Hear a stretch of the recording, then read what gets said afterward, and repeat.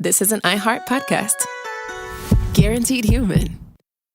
Support for the show comes from Public, the investing platform for those who take it seriously. On Public, you can build a multi-asset portfolio of stocks, bonds, options, crypto, and now generated assets, which allow you to turn any idea into an investable index with AI. It all starts with your prompt. From renewable energy companies with high free cash flow to semiconductor suppliers growing revenue over 20% year over year, you can literally type any prompt and put the AI to work. It screens thousands of stocks, builds a one-of-a-kind index, and lets you backtest it against the S&P 500. Then you can invest in a few clicks. Generated assets are like ETFs with infinite possibilities, completely customizable and based on your thesis, not someone else's. Go to public.com/podcast and earn an uncapped 1% bonus when you transfer your portfolio. That's public.com/podcast. Paid for by Public Investing. Brokerage services by Open to the Public Investing Inc. Member FINRA and SIPC. Advisory services by Public Advisors LLC, SEC registered advisor. Generated assets is an interactive analysis tool. Output is for informational purposes only and is not an investment recommendation or advice. Complete disclosures available at public.com/disclosures.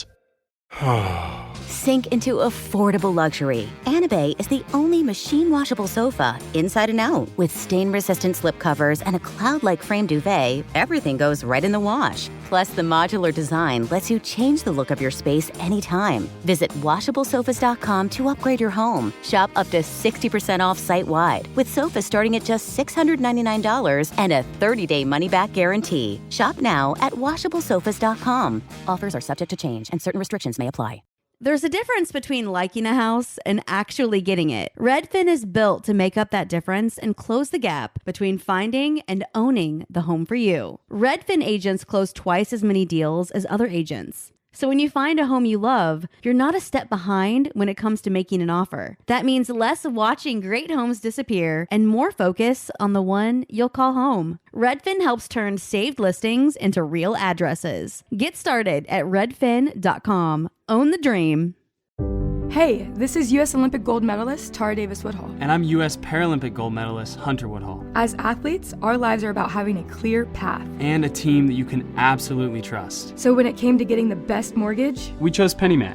PennyMac is proud to be the official mortgage provider of Team USA and you. Learn more at pennymac.com. PennyMac Loan Services, LLC, Equal Housing Lender, NMLS ID 35953. Licensed by the Department of Financial Protection and Innovation under the California Residential Mortgage Lending Act. Conditions and restrictions may apply.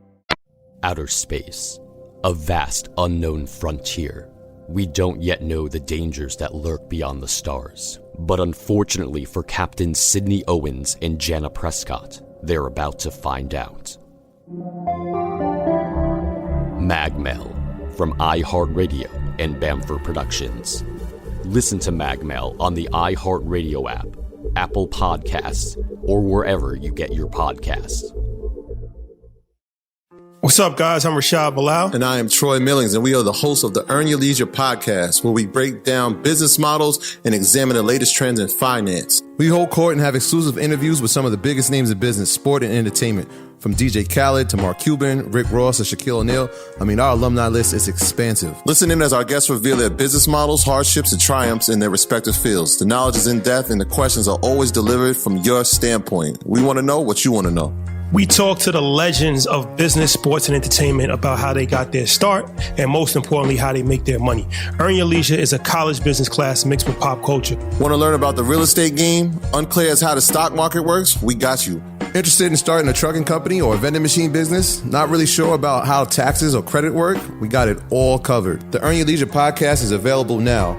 Listen to Earn Your Leisure on the Black Effect Podcast Network, iHeartRadio app, Apple Podcasts, or wherever you get your podcasts.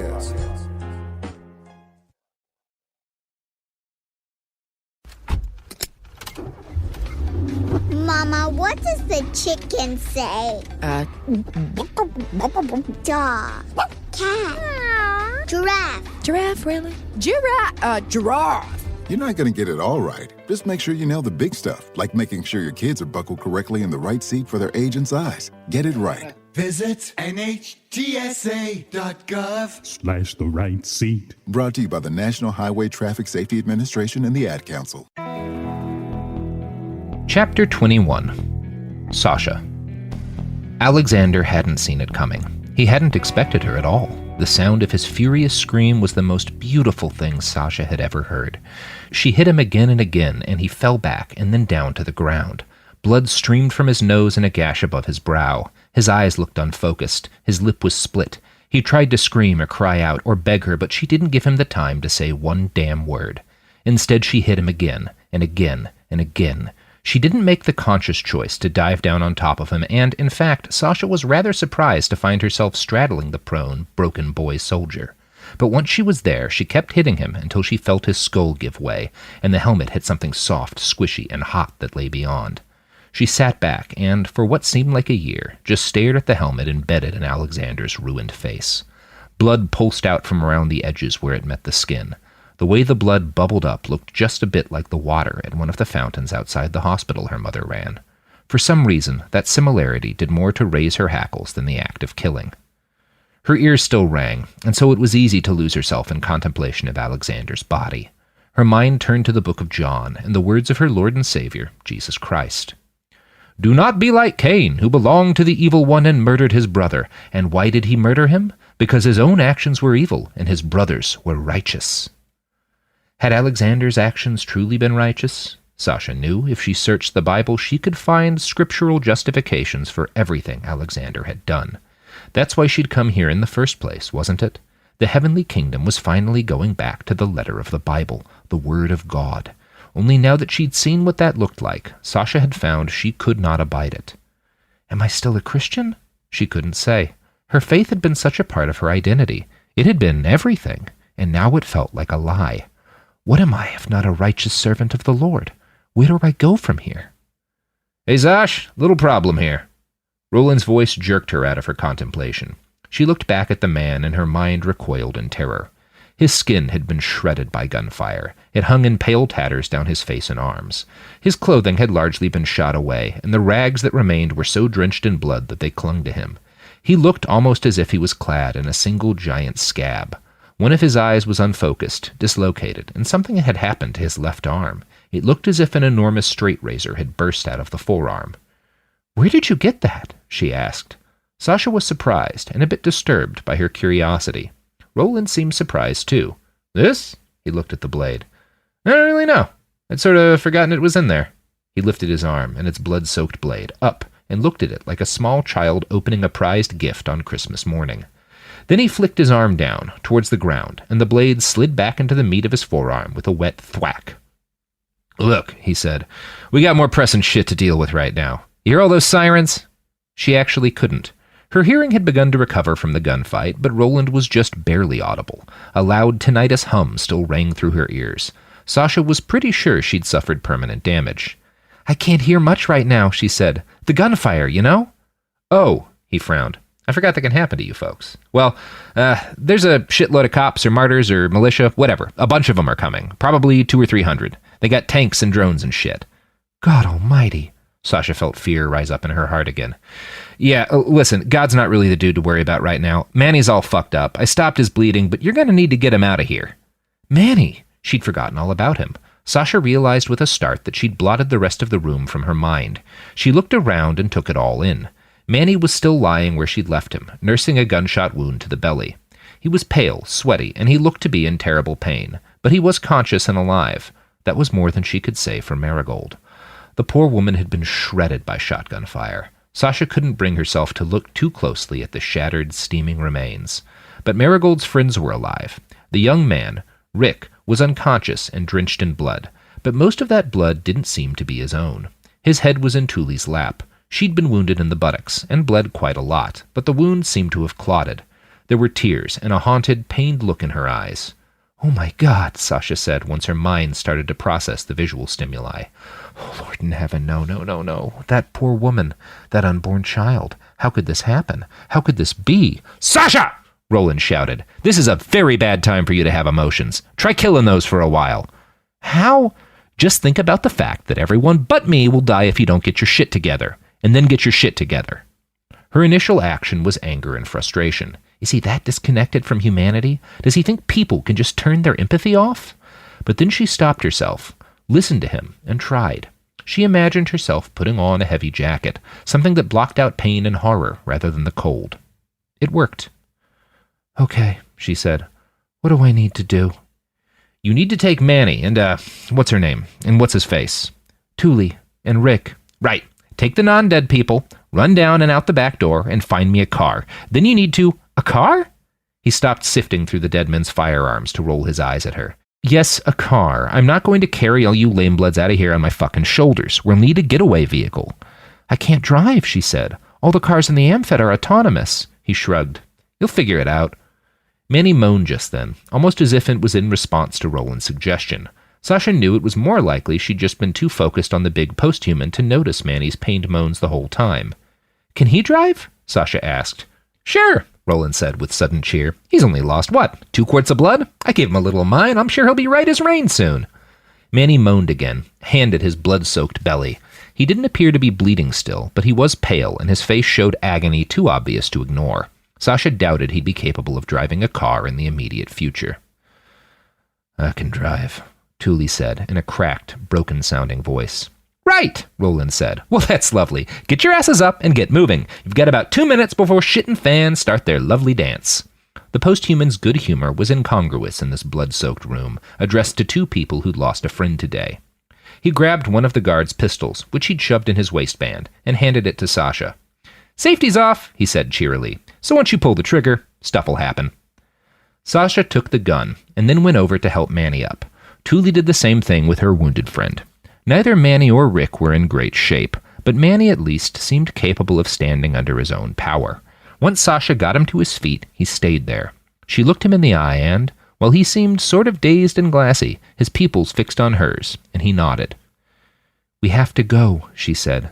Se trata de tiempo de merda, he muttered. What? Sasha asked. Said it's about fucking time. Just follow me, she said with more confidence than she felt. I'll take care of everything. Oh, fuck that, Manny said. He put a hand on her shoulder and moved as if to push in front of her and shield her with his body. Then he grabbed his side, groaned, and staggered back. All right, yeah, you lead the way. Men. Thule was up now. She had an arm around her friend, and together they moved almost as fast as a single elderly person with bad hips. Manny was not much more mobile. Sasha looked back at Roland. Where should we meet you? The next street behind this building is called Alma. Take it and go left until you hit a road named Cross Bend. I should be there by the time you arrive. What if we can't find a... He cut her off. Not finding a car is not an option. Talking more is not an option. I have to go kill people. You find something with wheels and get Thule in the driver's seat. Sasha started to say something, but the sirens had drawn very close indeed. She heard several shouts from outside the front of the building. Roland cursed. He'd already gathered up 2 of the rifles and slung them across his back. He had a large pistol in his left hand. At the sound of the shouting, he brought his right hand up to his belly and dug it deep inside his skin. Sasha watched in horror as he tore a heavy, blood-caked weapon out of his gut. Roland walked up to the front window of the room and fired the weapon once, twice, 3 times. Its report was deep and bassy, like the sound of a heavy drum being struck. There was a brief island of quiet, followed by a trio of explosions that rattled the walls of the jail. Look, Roland said as he glanced back to her. I gotta go be a distraction. Find the car, get to Crossbend and Alma. I'll be there in... He glanced out the window again and shrugged. 10, maybe 11 minutes. Okay, Sasha started to ask. Talking time is done, Thule's flat voice interrupted. He moves, we move, now. She pulled her friend towards the door. There would have been something almost comical about the agonizing slowness with which they actually moved, but the gesture had its intended effect. Sasha took Manny by the hand. She let Thule lead the way to the door, but once they were in the hallway, the young woman had no idea where to go. Sasha took the lead then, and guided her new comrades towards a flashing red exit sign that she knew led to a rear stairwell. For a brief, passing second, she'd been worried that they might encounter other guards or jailers during their flight. That concern proved groundless. Gunfire had torn through the walls of the examination room and ripped apart the interior of the jail. She saw a few gouts of blood by the walls, and one sinister-looking pool of it beneath a desk. It all drove an important lesson home for Sasha. Bullets don't stop when they miss. The stairwell was as deserted as the rest of the jail. They hobbled down it as quickly as 3 wounded people could manage. Sasha stayed in the back, under the instinctive assumption that it'd be best for morale if she didn't rush ahead. Their progress down the stairs was painfully slow, almost every step punctuated by the sound of gunfire out on the street below. It sounded like a full-scale war had broken out there. There was a lot of screaming, and Sasha tried not to think too much about which of the nice young martyrs she'd met in the square were now dying by Roland's hand. What about Anne? What about Susanna? You're abandoning them. Sasha shook the thoughts clear from her head. There'd be time for self-loathing later. Thule and Rick reached the bottom floor first. They leaned back against the wall together and caught their breath. Rick was as white as a sheet and looked like he could still barely stand. Thule was doing better, but not by a wide margin. When she and Manny hit the bottom floor, he went straight for the exit door. He clearly intended to be the first out, in case anyone had a weapon trained on the door. Sasha stopped him. That wasn't hard, because he was only a little more stable than Thule. She pushed him back, put a hand on the door, and then drew the pistol Roland had given her. She fixed Manny with what she hoped was a firm, fearless look. "You're in no state to be heroic." He looked at her as if he wanted to fight her, but then he looked down at the shaking hand he had pressed into the sopping wound in his side. "Yeah, all right. You down to do the hero stuff, then?" She nodded. "Well then, be my guest." Sasha didn't know how to use a gun. The AmFed banned almost all private firearm ownership. Her grandfather had owned a couple of bolt-action hunting rifles, and he'd let Sasha hold them a few times. That was as close as she'd gotten to firearms training. She'd never actually shot the darn things. Once he died, her father had sold the guns rather than deal with the hassle and expense of a license. So she burst out onto the street with the pistol held high in front of her, like she'd seen in movies. It took her a few seconds to realize, sheepishly, that this behavior was more likely to get her gunned down than aid in her defense. Thankfully, there'd been no martyrs watching the rear exit. Sasha waved for the others to follow her out and stashed the pistol under her shirt. For a few minutes they'd ran, or rather, hobbled, in what seemed like the right direction. The city still rang with the sound of sirens, gunfire, and the occasional concussive blast, but it seemed to be moving away from them. Plano wasn't exactly crowded, but there were enough people out on the street to notice the fresh wounds on Thule, Rick, and Manny. No one approached them, though. Sasha wasn't sure if they passed unnoticed, but they were able to pass through the city without incident. Fear and the flight reflex were enough to carry them a few blocks in relative haste. Once they were out of sight of the jail, Rick put up a hand as he slumped back against the wall. Thule continued to hold him up. She was pale, sweaty, and pained-looking. Ryan shook and shuddered. His eyes were unfocused, and he was clearly in shock. "He needs to rest," Thule said. Manny stopped next to them and leaned against the wall as well. He nodded at Thule and then looked back to Sasha. "Yeah, ditto. I might prefer to lay down and die at this point." "We need to find a car anyway," Thule said as she helped lower Rick down to sit against the wall. "If I carry him for much longer, I'm going to drop." Sasha realized everyone was looking at her. "Is that my job?" Manny looked mortified. Thule looked angry. Rick, bless him, was too deep in shock to react. "Yes," Thule said, in a toneless voice that still somehow implied deep disappointment. "Okay then," Sasha said. "When I find the car, I assume you'll know how to hotwire it?" Thule laughed. It wasn't a nice laugh. "If you're hiding a real nice deck somewhere in that silly head of yours, or you find a car that's older than my dad, maybe. Otherwise, we're going to need something with keys in it." "What, so I'm just supposed to carjack someone?" Thule stared dead-eyed at her. Manny gave a pained, helpful smile. "I mean, you've got a gun," he said. Sasha felt the heat rise in her again. Why not? I've given up every other principle I have today. I might as well commit armed robbery. The guilt stang her guts, but not as badly as it should have. Perhaps she was still numb from watching Dr. Brandt and Marigold die. Or maybe it's because I killed Alexander. Maybe I'm evil now, and this is what that feels like.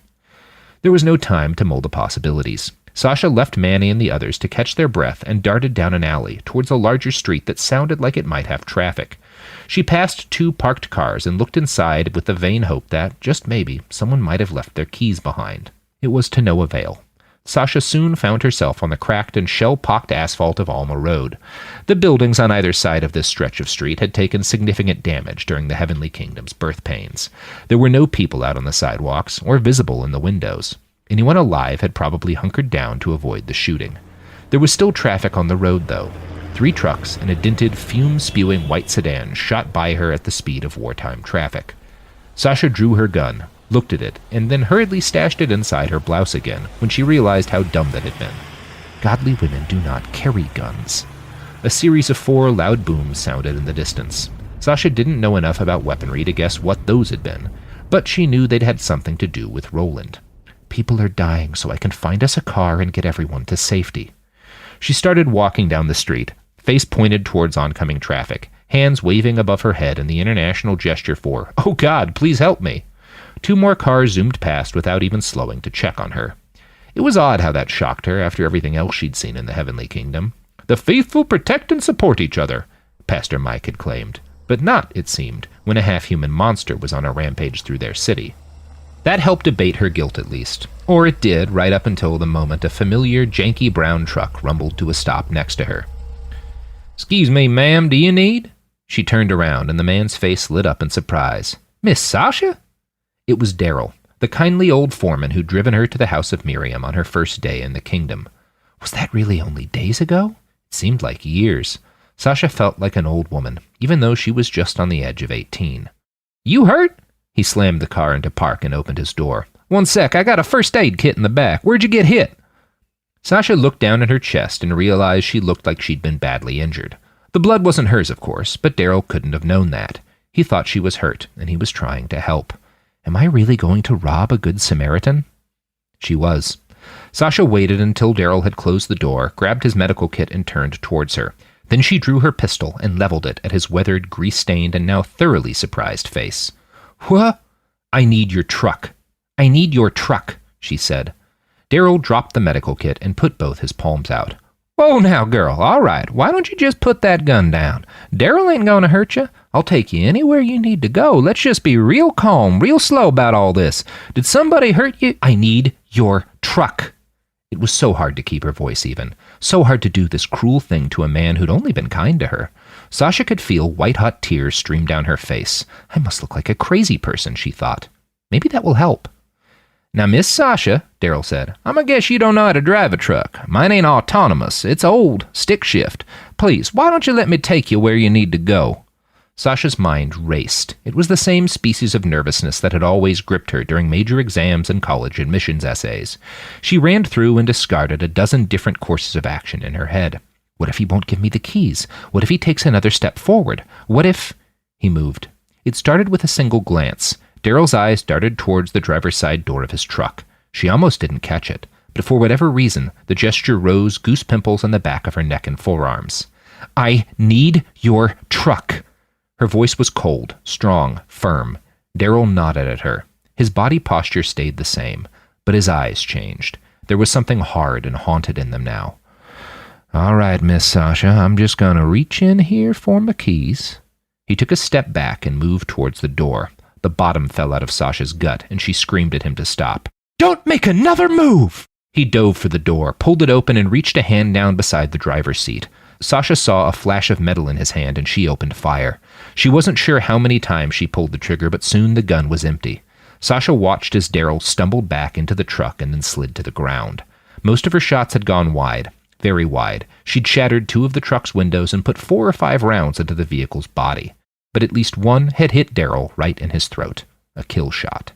He slumped to the ground, gagged on blood, and jerked like an electrified marionette.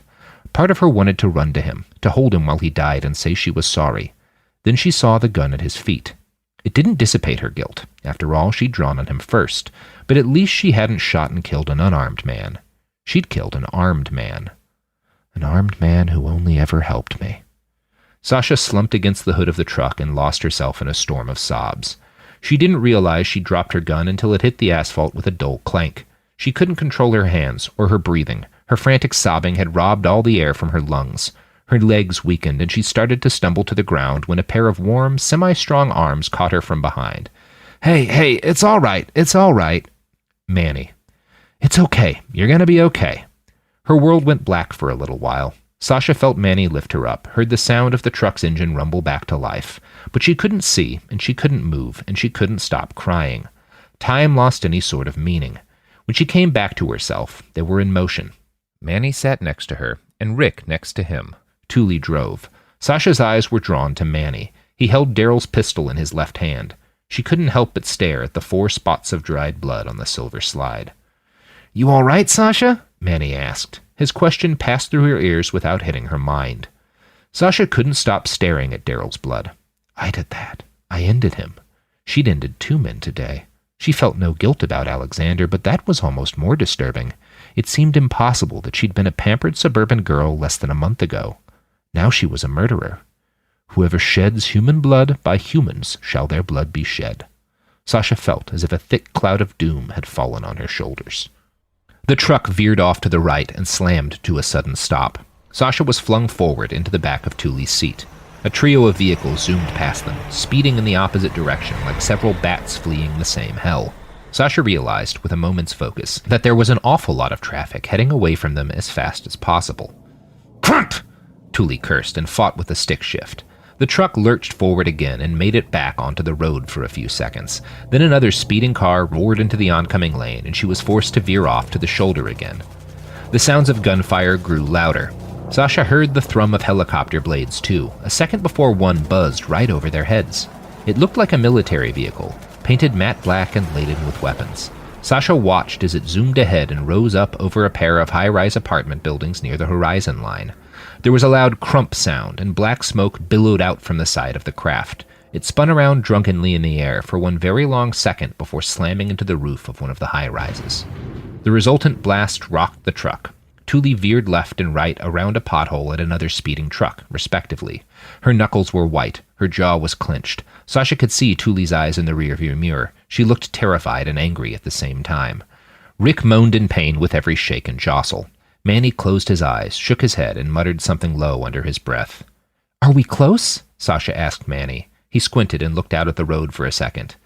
"I mean," he shrugged, "yeah, probably. I'm gonna guess Roland's close to the explosions, and also causing them." Smoke now dominated the horizon, which grew less horizony and more imminent with each passing second. In spite of all that, Sasha's eyes kept being drawn back to the gun in Manny's hand, and the dry, red-brown stains on the slide. That was a good man's blood, she thought. How did it come to this? "Hey, Jesus girl." It was Thule. Sasha looked up to the rearview mirror and locked eyes with the other woman. "Buck the fuck up, chica," Thule said. For the first time, Sasha heard real anger and not just cold indifference in her voice. The other woman continued. "My best friend was just shot to pieces. My lover is bleeding out, and you're all fucked up because you gunned down some Christo-fascist shitfuck. Suck your heart into your guts. I don't know where you came from, girl, but you're in a hard-ass part of the world now. It's time to fortify." Fortify. Sasha held on to that word like a life preserver. Fortify. Survive. Then you can lose your head in tears and shame. "Okay," she nodded. She started to apologize, but was interrupted when the truck screeched to another sudden halt and threw everyone forward. Sasha's head hit the front seat again, and her world dissolved into stars. "Shit!" Thule cried. Something rammed the rear of the truck.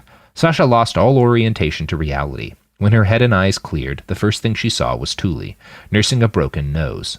Blood poured down the other woman's face. Manny seemed intact. Sasha looked behind them and saw a small sedan had dashed itself against the bed of their truck. It must have been following right behind when Thule hit the brakes. Sasha swung her eyes front to see why they'd stopped. She saw Roland. He stood maybe 10 feet in front of the truck's hood. That arm razor of his was extended again, but the blade was cracked and half shattered. His other hand held some sort of large black assault rifle he hadn't been carrying in the jail. The pistol-grip grenade launcher he'd been carrying was still with him, but he'd holstered it in an open hole in his belly. The left side of his cheek had been ripped away. Most of his hair was burnt off, and Sasha made out at least one clear bullet hole in his forehead. There might have been more. All the caked-on blood and gore made it hard to discern. His clothing had been mostly shot, burned, or torn away. The dominant colors on his body were black and red, with a few horrible spots of white where bone shone through in the open air. The city behind him was all smoke and fire. Emergency lights from several vehicles blinked madly in the miasma, but there were no martyrs or emergency workers visible. At least, none that were standing. Sasha saw several terribly still bodies lying among the piles of rubble. Roland staggered towards the truck and flung the passenger's side door open. He slumped into the seat, bringing with him an overpowering stink of blood and fire. He leaned back in his seat and took 3 long breaths, and then he spoke. "Way ahead's pretty clear, but you might want to hang a right and then take a left. Avoid the traffic." Thule nodded, and the truck jerked forward again. The ride out was so easy it scared Sasha. In fact, it seemed to scare everyone but Roland. Manny's knuckles grew wider and wider as they navigated their way out of the old Metroplex. Thule's expression didn't change, but her body shook with nervous energy, and her jaw was set so tight that the veins on her neck bulged from the strain. It was a mercy that Rick was unconscious by that point.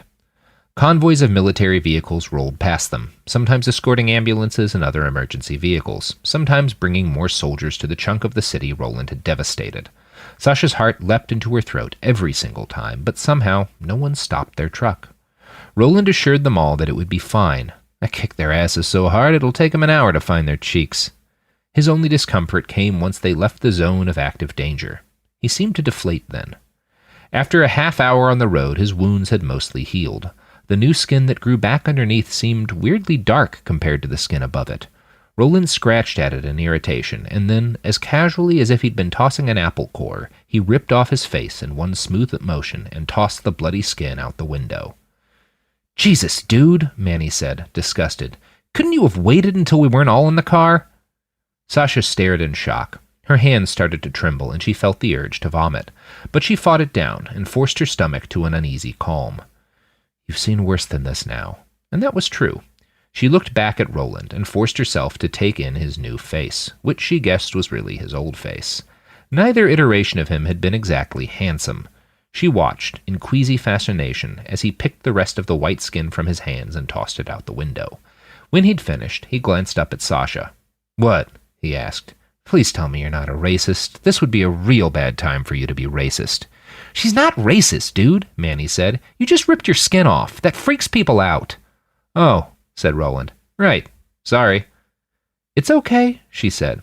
"This is just my first time seeing someone rip off their own skin." "First," Roland grunted, "but probably not last." Sasha didn't have the guts to question him, so she kept quiet for the rest of the ride. So did most of the other passengers. For a long time, the only sounds inside the truck were Rick's unconscious moans and Roland's occasional directions to Thule. He led them through underpopulated neighborhoods and around checkpoints, past blackened buildings and wrecks of military vehicles destroyed during the Heavenly Kingdom's first great advance.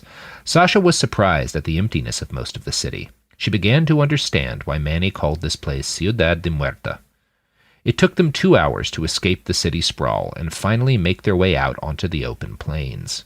They avoided the main highway that linked Dallas to Waco, and instead spider-webbed their way across a series of farm roads. Every few minutes they'd roll past the bones of a rural town.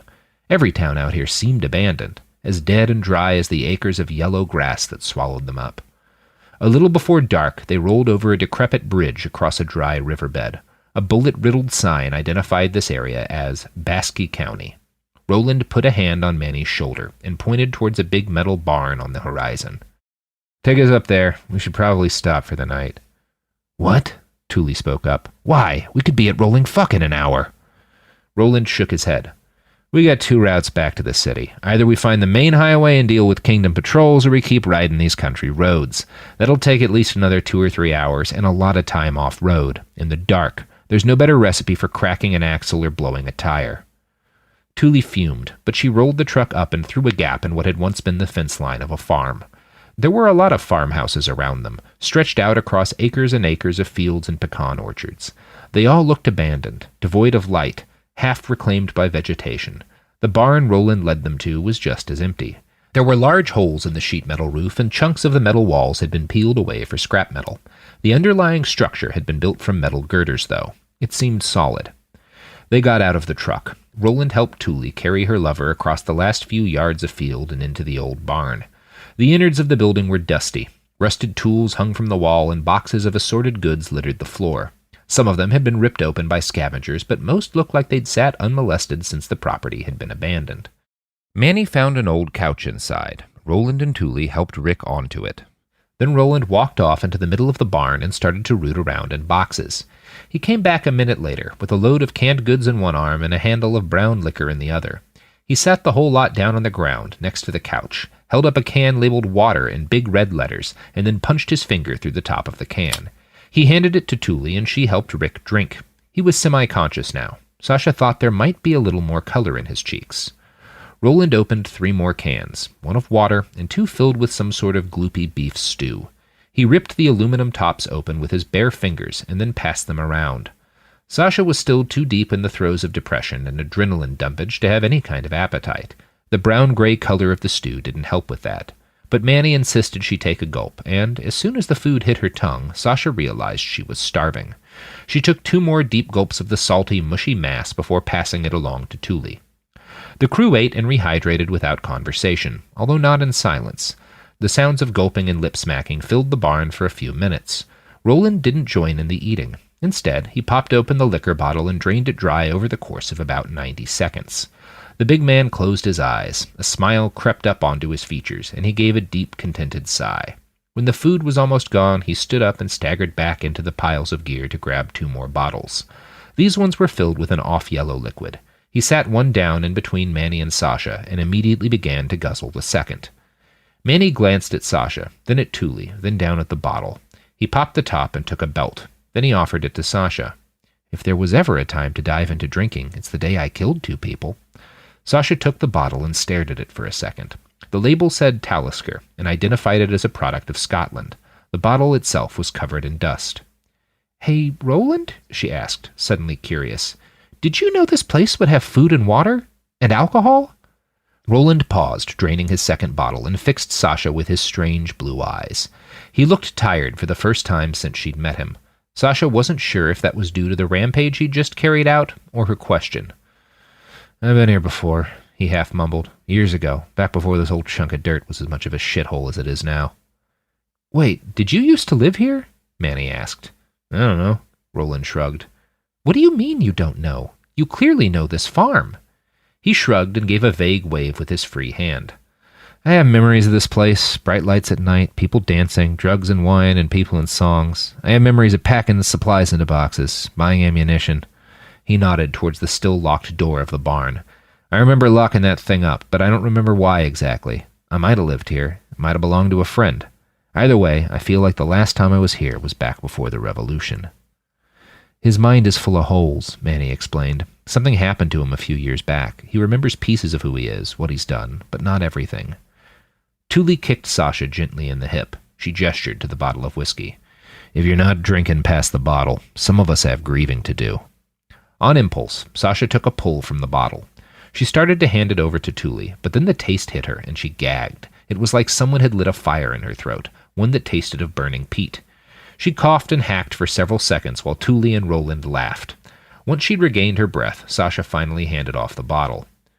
"You'll get better at it," the woman said, her lips twisted up into what might have been a real smile. "Whiskey's an acquired taste, like cigars and anarchy." Thule took a very deep pull and sighed in satisfaction. She handed the bottle off to Manny and started gently petting Rick's face. The wounded man was asleep, but he seemed much healthier than he had been a half hour earlier. "How are you doing, Sasha?" Manny asked. His eyes met hers, and Sasha saw deep concern in his gaze. "I'm fine," she said, not really meaning it. "She's all fucked up over the guy she killed for the truck," Thule grunted. "Shouldn't be. Fucker picked the wrong side."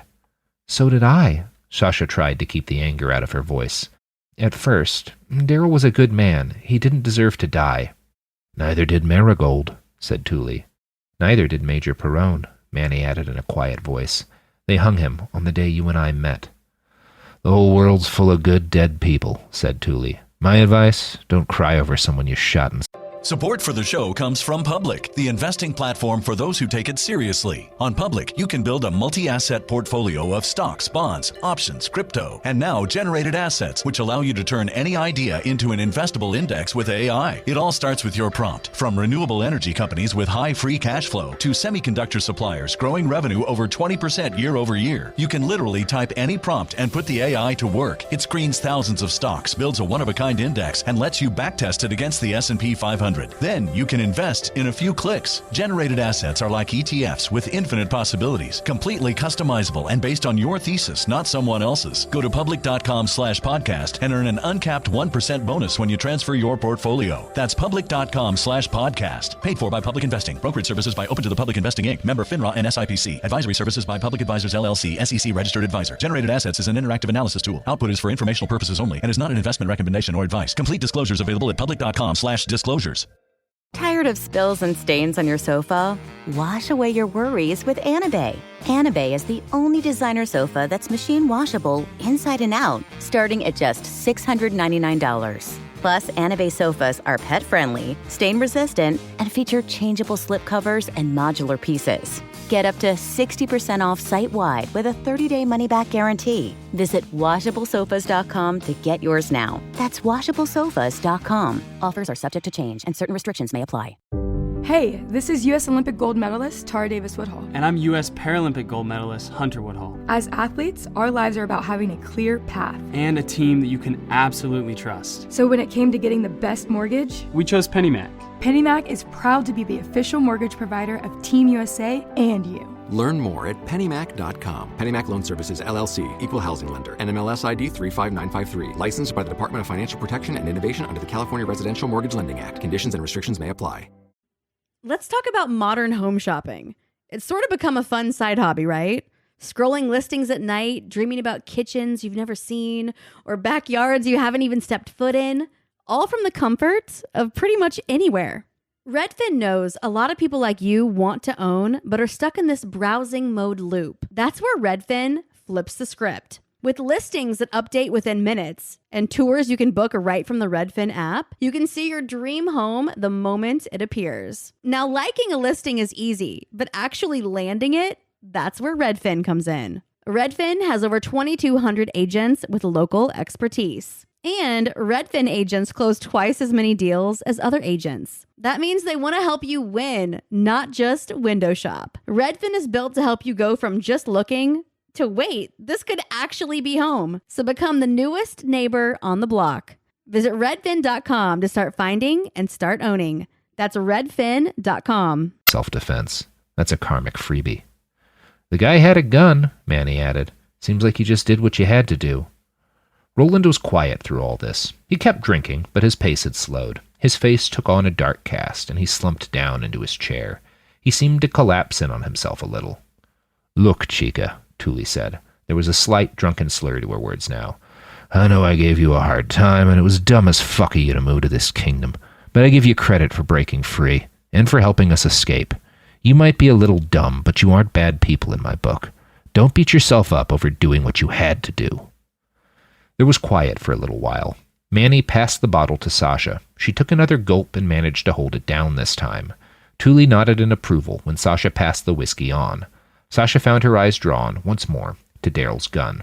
It was tucked into Thule's waistband. Roland cleared his throat and gave a loud, phlegmy cough. Sasha looked back at him. You didn't ask me for an opinion, he said, but since everyone else is weighing in, I might as well. There ain't nothing wrong with feeling bad about murder, even justified murder. But personally, I don't think that's what's fucking you up. What do you mean? She asked. He drained the last of the whiskey bottle and tossed it off into the darkness. It landed with a clank. I got real good senses, you know. Can't turn them off. So I heard your heart rate. I smelled the neurotransmitters running through your synapses. I could taste the guilt wafting off you. But that's not the only thing I taste. He locked his unsteady gaze on hers. Sasha stared into the cold blue of his pupils. A chill ran down her spine. Sweat beaded on the back of her neck. When he spoke next, his voice was barely above a whisper. Back at the jail, when you crushed that guy's skull with a helmet, you enjoyed yourself. You liked it. Sasha broke his gaze. She stared down at her lap and struggled to find a reply. But there was nothing else for her to say. Roland was right.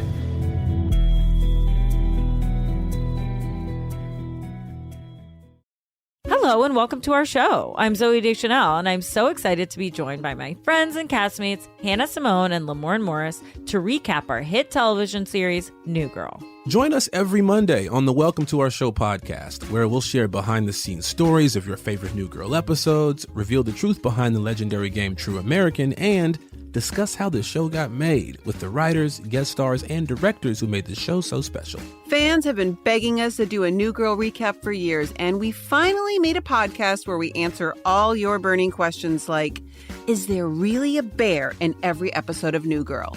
Plus, each week you'll hear hilarious stories like this.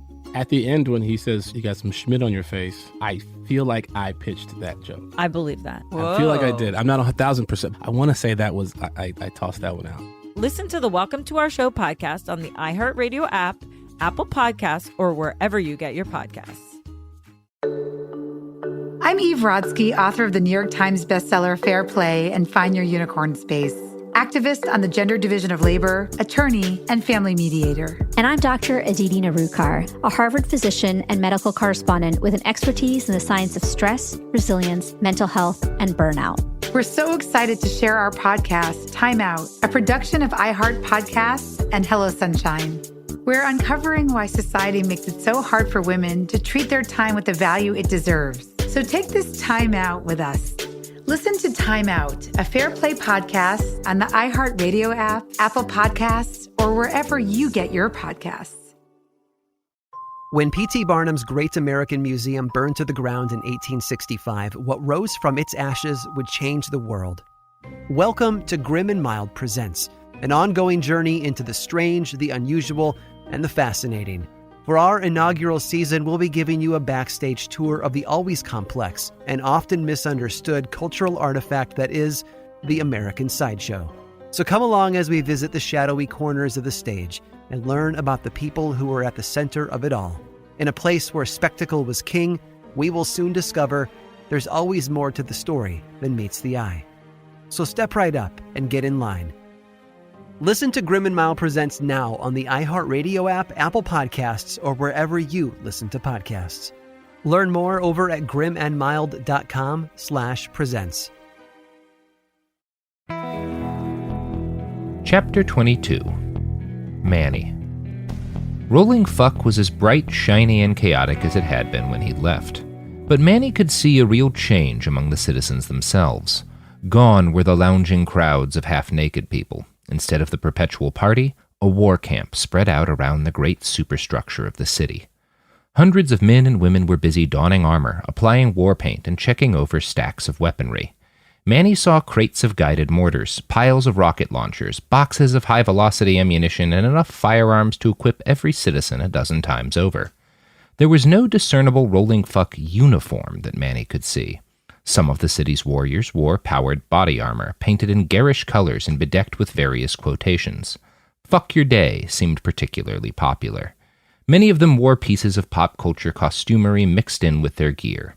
Manny recognized Darth Vader's helmet, Hellboy's red right hand, and a surprising number of people with Mickey Mouse's face spray-painted on their chest armor. An equal number of Fuckians wore no armor at all. Some of them were dressed in their normal flowing lounge garments. The weapons they wore were the only signs that they had plans beyond debauchery.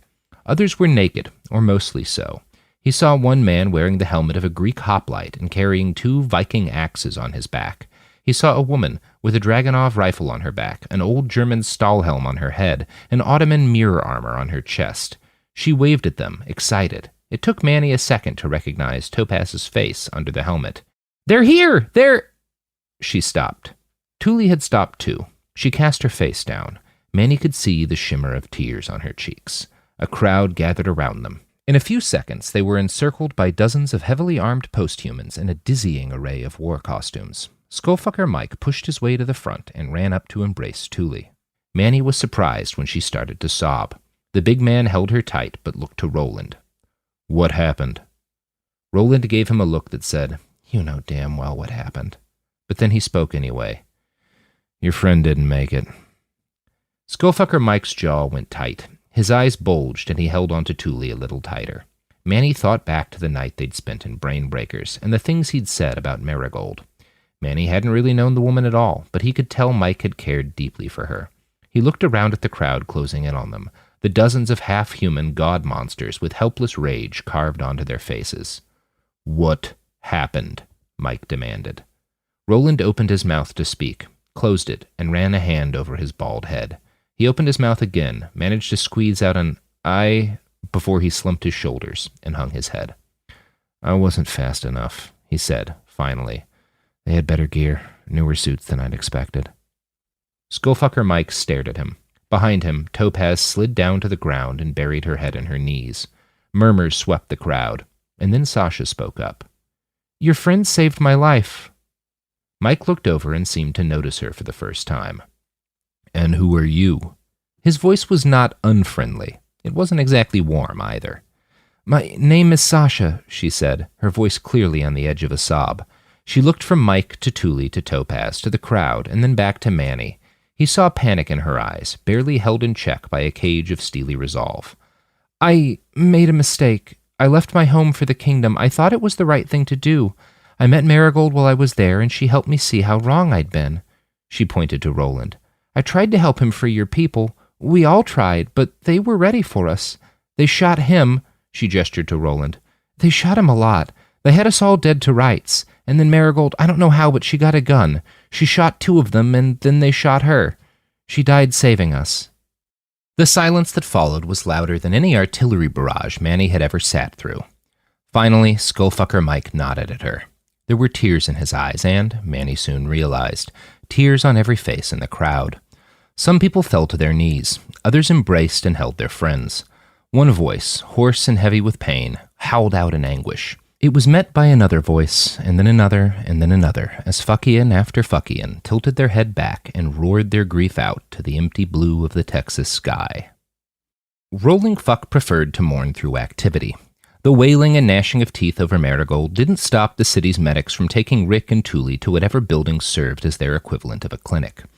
Topaz stayed behind with the gathering crowd of mourners while Skullfucker Mike gathered up Manny, Sasha, and Roland. "There'll be time to process later," he'd said as much to himself as to them. "There's a war council soon, and they'll be wanting to debrief you." "Fine," Roland said, "but I'm stopping at the bar first. I need some opium and some goddamn tequila." Manny expected Skullfucker Mike to be angered by that, given the circumstances, but the other chromed man just nodded and said, "I could use a drink or 9 myself." They headed for the lift underneath the main roller. Manny started to prepare himself for the meeting with this war council, whatever that term meant in a place like this. Whatever happens, it's bound to be weird. They reached the lift. Skullfucker Mike opened the door and gestured for everyone to enter. And so, less than an hour after arriving back in the City of Wheels, Manny, Sasha, and Roland found themselves seated around the same redwood table where they'd first met Nana Yazzie and Donald Ferris. The room was more crowded this time around, with 2 new people he didn't recognize. One was a shirtless man with writhing snake tattoos across his chest and a pair of chaps that did nothing at all to cover up his junk. It didn't help that the man's legs were spread as wide as possible. He seemed to be deliberately showing off. Manny looked away and found himself staring at a very tall, very muscular, young-seeming woman with a mohawk made from thick chrome spikes. She had light brown skin. Her cheeks were covered in several long, thin diagonal scars. The woman's eyes had no pupils. They looked gray at first, until Manny realized they were actually just filled with static. When Manny finally pulled his gaze away from her, he was met with the biggest surprise of the day. Deshaun Clark was seated 2 chairs down from Nana Yazzie. "Major Clark!" "Manny." The Major's lips cracked open into a wide-mouthed grin. The left side of his face was still covered in hemostatic gauze, and the edges of the skin around the gauze looked black and burnt. His right hand was a smooth, angry pink color, a sure sign it had been severed and regrown in the recent past. Major Clark was bloody, but unbowed. "It's damn good to see you, Manny. I can't tell you how proud I was to hear you'd volunteered for this mission." "Mr. Perrone," Manny started to say, but Major Clark put up his hand. "I know," he said. Donald Ferris ahemed, which Manny took as a gentle reminder that now was not the time for personal business. The old Brit gestured first to the man with the writhing snake tattoos. "This is Jim Shannon," he said. "He heads up a small mercenary outfit." "I'm the guy who roped Roland into helping," Jim said with a wink. "And this cheery lass," Donald pointed to the woman with the chrome hawk, "is Kishori. She's been the city's elected war leader for the past 3 years." "And who might this young lady be?" Nana Yazzie asked, nodding at Sasha. The old woman stood and stepped forward to greet Sasha with a hug. Sasha tensed up. She looked scared to return the embrace, so Nana Yazzie backed off and favored the girl with a warm smile. "I'm sorry, child. I didn't mean to pressure you. I'm just happy you're here with us." Sasha relaxed at that, but she still didn't step forward. "Her name's Sasha," said Roland. "She used to be with the kingdom. Now she's not." He paused a second, considered his words, and added, "She beat one of them to death with a helmet." "Oh my, oh dear," Nana Yazzie tisked and shook her head. "I'm so sorry, Sasha. That must have been a terrible experience for you." "She enjoyed it," Jim said with a harsh bark of a laugh. "I'm sure Roland smells it too. Isn't that right, hon? You loved killing whoever the fuck you killed, and you feel shitty about that. Well, let me see. You'll stop right now or you'll leave this room." Nana Yazzie's voice was firm, but devoid of any anger or heat. To Manny's shock, Jim stopped. The posthuman nodded and said, "I apologize, Sasha. That was a dick move." And then he lowered his eyes, just a little, in contrition. Nana Yazzie offered Sasha a seat and then busied herself in the corner, making Sasha a cup of tea. Once that was done and they were all settled in, Nana sat back down and looked at Manny. "What happened?" is all she asked. Manny started talking. He told her, and by extension the whole table, everything that had happened since he and Roland left Rolling Fuck. He told them about their trouble with the checkpoints on the way into town. He walked them through the intake process, his and Roland's few days as martyrs in training, and what he'd seen in the few sections of Plano he'd been allowed to haunt during his time there. The woman with the chrome hawk was particularly interested in what he and Roland had to say about the Kingdom's preferred assault tactics. "They're not going to be kicking indoors and fighting house to house," Roland explained. "They'll just start shelling at the first sign of resistance. They don't care about civilian casualties." When Manny explained what the Kingdom had been doing at the old Tesla factory, almost everyone looked horrified. Donald Ferris spat at the ground. Most of the others cursed, or at least shook their heads. Nanayazi teared up. Jim, though, seemed almost enthusiastic about the revelation. "Fascinating," he muttered, just loud enough for Manny to hear. Once everyone was caught up, the table fired off a few questions at him and more towards Roland. They seemed mostly curious as to what they'd been able to glean about the number of recruits in the Heavenly Kingdom.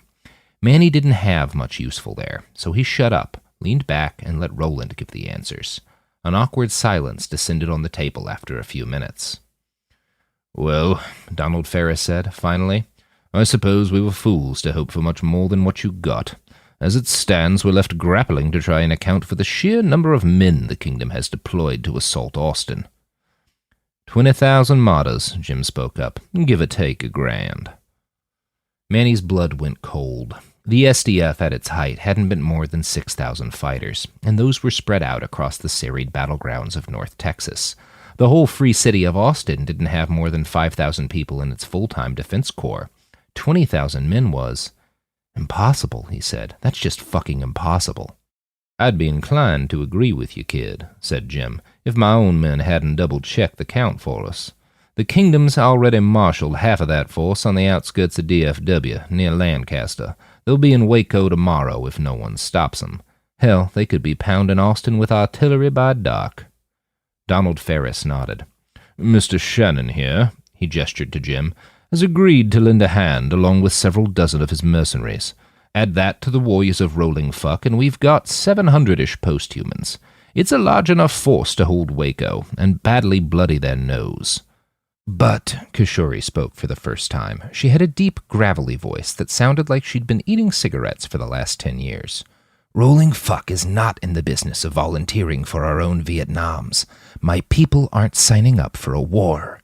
I can guarantee our presence on the battlefield for up to 48 hours, enough time for vengeance," she continued.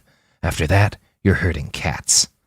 "Is that a problem?" Manny asked. "I mean, I saw Roland lay waste to half a city. 600 of him." "There's only one of him," Kishori said. Jim nodded in agreement and fixed Manny with his uncomfortable gray eyes. "See, kid," he said, "me or any one of Rolling Fuck's warriors is good for a few dozen normal troops in a straight fight, more if we're talking half-trained partisans. But nobody's like Roland." Manny looked over to Roland. The big man seemed distinctly uncomfortable with all the attention. He stared down at his hands, which seemed to be occupied with tearing up a paper drink coaster. "The martyrs have a lot of half-trained partisans, but they've also got tanks, artillery, suits, the resources of a nation-state. Or close enough. Rolling Fuck can hold that off for a while, but without Roland, the best they can do is delay the inevitable. Now, with Roland," Jim continued, "this is a 2-hour fight, tops. We set up our troops in some little chunk of the city and start dropping mortars and rockets on the vanguard. They pull up and circle us and start deploying their artillery to bomb us to Kingdom Come. Then, when they're good and packed together, we drop Roland on their asses." Kishori nodded. "Yes," she said. "He'll hit them and disrupt their whole order of battle while our cavalry rolls around to their flanks and charges. That should be enough to make them panic. Then we chase them down until they lose cohesion." Roland's head stayed down. He didn't speak. Manny looked from him to Jim to Nanayazi and Donald Ferris. "So what's the problem?" Manny asked. "If Roland and Rolling Fuck are all in, this should be a walk in the park." "Roland," Nanayazi said, "prefers not to fight." "But I just saw him." "You just saw me break a long streak of not killing people." Roland's voice sounded odd, hollow and dry, and utterly without any of the mirth or mischief Manny had come to expect from the chromed man. "I did that to get my memories back, Manny," he shrugged. "And I did it for you, because you're my buddy, but I got no stake in Austin." But you know what the Heavenly Kingdom will do if they take the city, Manny protested. You've seen what they did to Plano. They'll do that to millions of decent people if they can. You have the power to stop that. You're telling me you won't? Roland met his eyes and just said, yes. You son of a bitch. Manny felt the anger well up inside him. It merged with his grief over Major Perron's death, Oscar's death, and his rage at the Heavenly Kingdom, the martyrs, and every other group of assholes who'd helped turn his young life into a parade of nightmares. You absolute son of a bitch, you fucking coward! Manny didn't think, couldn't think. He pulled back his fist and swung as hard as he could for Roland's face. The chromed man didn't move, didn't even blink. Manny hit him right in the nose. He was softer than Manny would have guessed. It didn't feel any different from punching a normal human. Manny swung again and again until he felt something crack in his knuckles. He cried out from the pain and pulled back to nurse his wounded hand. For a few seconds, Manny forgot about the rest of the room. He closed his eyes and let his thoughts dissolve into an ocean of physical pain. The agony of his broken hand was almost soothing. It was better than thinking about Mr. Perron. It was better than thinking about Alejandro or Oscar. It was better than thinking about his soon-to-be shattered home. Manny felt a hand on his shoulder. The sensation pulled him out of his spiraling thoughts. He looked up and saw Nana Yazi. She smiled her sad smile and said, Manny, everyone here understands your pain. Not me, said Jim. I've never been a big fan of Austin. Too damn. Roland threw his empty pint glass at the other posthuman's face. It shattered on impact, embedding shards deep into Jim's cheeks and forehead. His head snapped back, and he blinked in shock a few times. Sorry, he said. I deserved that. And I deserved that, Roland said to Manny. No hard feelings. I get why you're pissed, but kid, you gotta understand something. Austin's home to you. To me, it's just another city, held by just another side. Half my remaining memories are of one cause or another asking me to go murder in their name. I'm fucking done with it. Manny looked to Major Clark. The SDF officer's eyes were lit by a familiar cold fire. He spoke in a tone of barely controlled anger. That is your right, of course. You can choose to leave just as I will choose to fight and die. I wonder what Manny will choose. Manny hadn't really settled on that himself. Before he could stumble through his response, Sasha spoke. I'll fight, she said. I don't know much about guns, but I'll do my best.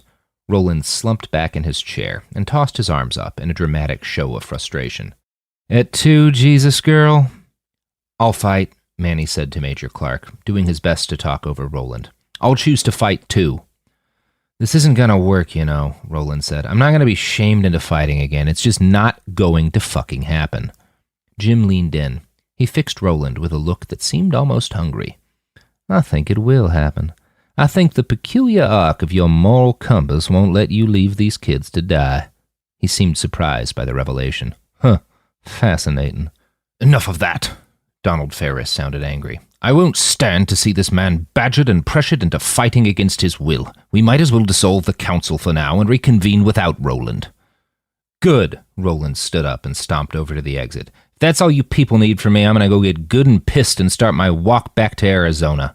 He flipped his middle finger out at the room and slammed the door behind him as he left. All eyes turned to Manny. I should probably go talk to him. Don't do anything you're not comfortable doing, Emmanuel, Donald said. Fuck that, Jim said. The bastard's on the ropes. Shame him good. As he headed for the exit, Manny looked to Major Clark. The old soldier's one good eye was narrow and focused. Manny, he said, if he didn't want to talk, he wouldn't have gone up to the bar. He'd have just left. There's no honor lost in another conversation. Another try. Roland was 3 beers in by the time Manny reached him. And, knowing rolling fuck, that could mean he'd already ingested enough acid to kill a large octopus.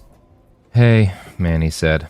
Hey, buddy, Roland replied in a voice that was just super stoned. Sorry about getting angry back there. The posthuman spun his empty pint glass around on the bar table. It was a strange sight to see. Manny had gotten so used to seeing Roland as something akin to a Greek god. He certainly wasn't omniscient or omnipotent, but he was unspeakably powerful and just as irresponsible to leave out around humans. And yet here he was, fiddling with an empty pint glass like a nervous college freshman standing at the back wall of some house party. Manny felt a surge of sympathy. It's okay, man. I think I actually get it, he said. Like, I've had plenty of chances to join either the SDF or the Austin Defense Forces. I never did. Maybe some of that's because I'm scared. Hell, up until like a few days ago, my plan was to get the fuck off this continent as soon as I could afford it. Manny paused and bit his lip. It was an instinctive gesture, his gut's reaction to a sudden burst of self-awareness. Manny hadn't thought about any of this before. I don't know, he said. This shit's been going on basically my whole life. I can't remember a time when I wasn't scared of something like this happening. I didn't understand any of it as a kid, but I can remember being 7 or 8 years old and just being so angry at the soldiers, even our soldiers. I thought, if all you assholes would just refuse to be led into battle, none of this could happen. You know that's not how it works, right? Roland asked as he turned away from Manny and waved at the bartender. We love this war shit, at least some of us do. Those of us who are... Oh! The bartender arrived. Roland ordered, a Mai Tai mixed with a margarita and one of those, what do you goddamn call them? Oh yeah, a fucking mojito! Roland? Manny's voice was gentle but firm. How many beers did you drink before I got here? Not beers, Roland said in a casual voice. Mushroom rum. Sweet, but not bad. He licked his lips as he watched the bartender work through the Herculean task of crafting his requested beverage. Roland, Manny said, and the chromed man turned back to him. Sorry, it's just been too long a stretch of sober for me. I got excited. What the fuck was I saying? That war is fun. Oh yeah, as long as you don't think you'll die. That's why all throughout history you had so many generals and politicians kicking off conflicts, because they felt safe. And when you're pretty sure you'll live, war is an absolute hoot. That's the problem with me and fighting. The problem is you like it too much? Roland grabbed his hand. The chromed man moved so fast Manny didn't even see the motion blur. Roland's hand was just wrapped around his wrist, immovable. He squeezed, hard enough that it hurt. Roland's eyes bulged out and stared into Manny with a manic intensity that was frightening. I fucking love it. It's like sex on heroin and bungee jumping and getting rammed in the ass and that first shot of liquor you snake when you're 14, all at once and mixed with the best actual battle drugs the most bloated military budget in history can buy. He loosened his grip and turned half away from Manny. That's why I shouldn't do it, because I'll get carried away, like I got carried away in Dallas. Maybe this time I won't be able to stop when it's time to stop. Manny kept his eyes on Roland's. The big man turned a little further to the left, but he didn't look away. How do you know that your intervention won't make things better? Manny asked. Maybe if we can kill enough of the martyrs, their power will be broken forever. Maybe your intervention will be the first step towards making this a more livable part of the globe. Roland laughed. It started as a low chuckle that then cascaded into a series of rolling, rib-cracking howls. Manny didn't get the joke, and he couldn't find any humor in his words, so he sat tight until Roland's mirth subsided and the chromed man had recovered enough to explain himself. Sorry, he said between chuckles. It's just, shit, kid, you're too young to know how funny that is. Roland straightened up and wiped a tear from his eye. So you're talking about me the exact same way people talked about the U.S. military back when I was a kid. The bartender came by and sat down Roland's drink, an enormous jug filled with a multi-hued mix of alcoholic beverages. The posthuman took a deep pull from his Mai Tai Garito. Manny took the chance to ask a question. I thought you didn't remember anything further back than a few years ago. I don't remember anything clearly, Roland said, but I do remember bits and pieces, and I remember being a young man and watching the news break in an off-base bar. Some election had gone bad in Bolivia. The president announced he was sending in soldiers to keep the peace. Did it work? Manny asked. I don't know, kid. What'd your school teach you about Bolivia? That there was a genocide at... Oh, Manny said, as Roland's point sunk in. Right. Yep, Roland grunted, and took another, deeper pull from his ridiculous beverage. They were quiet for a while. Manny took the opportunity to take a long look at Roland. His face held only a few lines around his eyes and lips, and yet he still looked old, positively ancient. There appeared to be a tremendous weight to the man's eyes, accentuated by the deep wrinkles underneath them. It looked as if the chromed man's face was sagging underneath the weight of what he had seen. Roland, Manny asked, do you have any idea where you came from? I think I was born around Mississippi, but... No, Manny interrupted, not like where you were born, but how you became what you are today. You said you've been disconnected from the internet for the last 10 years. I've got to guess your implants are even older than that. But the way everyone here talks about you, you're still king shit. Oh, Roland said. Yeah, that. I got no real idea what happened there. I know I was in the army. I'm pretty sure that's when the tinkering started. Sure, Manny said. But didn't a lot of the road people start as ex-special forces who went rogue? Why are you special? Got no clear answer to that, buddy. He smiled as if he just remembered something good. I guess I've got that surgery coming up. Once I get my memories back, I'll let you know what I find out. Manny laughed too, but his was cold and bitter. Sure, I'll probably be in a refugee camp at that point, or dead. Damn, kid, Roland said. Yeah, Manny said. I'm really not trying to manipulate you here, it's just... Nah, I get it. Roland waved him off. It's fair. You get every right to be pissed. I just can't. He trailed off. Manny put a hand on Roland's shoulder. He didn't understand how the posthuman felt. How could he? Manny couldn't even conceive of having that kind of power. But he could see why it was a difficult choice. There was a part of Manny, a dark, manipulative chunk of his soul, that knew he was on his way to changing Roland's mind. This was essentially the same strategy he used on the job. You built empathy with people through a combination of shared experiences and regular engagement. That empathy paid dividends when you needed some lieutenant's approval to cross through a checkpoint. It would pay dividends here if he was careful and consistent. That's fucked up, man, he thought. You're manipulating your friend into killing a bunch of people. You know what, Manny said. I'm sorry, I didn't mean to. Roland drained the rest of his mug, belched and looked over at Manny. He looked unsteady, half-conscious. The chromed man put his left hand over Manny's hand while it rested on his shoulder. He fixed Manny with his half-focused eyes and nodded. Fuck it, Roland said. I'll fucking help you. I'd be a dick if I didn't. Thank you, Manny said with a nod. I know. Don't say anything else, kid. I don't really want to think about what I just promised to do. Manny found Sasha sitting around a fire pit outside the city proper, deep in conversation with Donald Ferris. She sat on the ground, legs splayed out wide with her butt in the grass. Donald sat in a folding chair. It wasn't cold outside precisely, but it had cooled off a great deal from the heat of the day. The air held just the barest hint of winter. It was shaping up to be one of those odd September days where Texas seemed on the verge of an actual seasonal shift. One look at Sasha's face told him that she was at least as unsettled as Roland. He didn't want to crowd her, so he squatted down on the other side of Donald. Emmanuel, the old man's voice was as smooth and rich as Manny remembered from the narration of his documentary. It's good to see you. Sasha's been telling me her story. She actually just turned to the subject of you. Yeah? Manny asked. Yes, she was telling me how she met you in Marigold, and how you both helped her find her way free of the kingdom. Oh, he said and looked to Sasha. I never really met Marigold. I didn't realize you knew her well. Sasha shook her head. I only knew her a little while. I was just supposed to be administering tests to her, but I couldn't stop her from talking, and she made sense. She made more sense than what was going on out in the kingdom every day. Sasha stared down into the fading embers of the fire. I feel stupid for ever believing in that place. And what do you believe now? Donald asked. I don't know, she said. It seems arrogant to decide that God doesn't exist just because I let myself get taken in by a cult.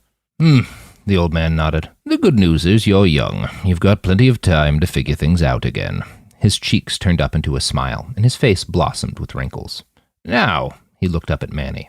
What have you been up to, my dear boy? Talking to Roland, Manny said. He agreed to help, by the way. He's going to fight. Donald Ferris's smile turned into a frown. Manny hadn't been expecting that. How did you do it? He asked in a somber, grave voice. We just talked for a while, Manny said.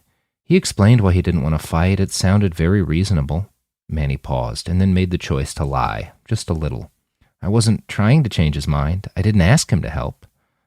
Support for the show comes from Public, the investing platform for those who take it seriously. On Public, you can build a multi-asset portfolio of stocks, bonds, options, crypto, and now generated assets, which allow you to turn any idea into an investable index with AI. It all starts with your prompt. From renewable energy companies with high free cash flow to semiconductor suppliers growing revenue over 20% year over year, you can literally type any prompt and put the AI to work. It screens thousands of stocks, builds a one-of-a-kind index, and lets you backtest it against the S&P 500. 100. Then you can invest in a few clicks. Generated assets are like ETFs with infinite possibilities, completely customizable and based on your thesis, not someone else's. Go to public.com/podcast and earn an uncapped 1% bonus when you transfer your portfolio. That's public.com/podcast. Paid for by Public Investing. Brokerage services by Open to the Public Investing Inc. Member FINRA and SIPC. Advisory services by Public Advisors LLC, SEC registered advisor. Generated assets is an interactive analysis tool. Output is for informational purposes only and is not an investment recommendation or advice. Complete disclosures available at public.com/disclosures.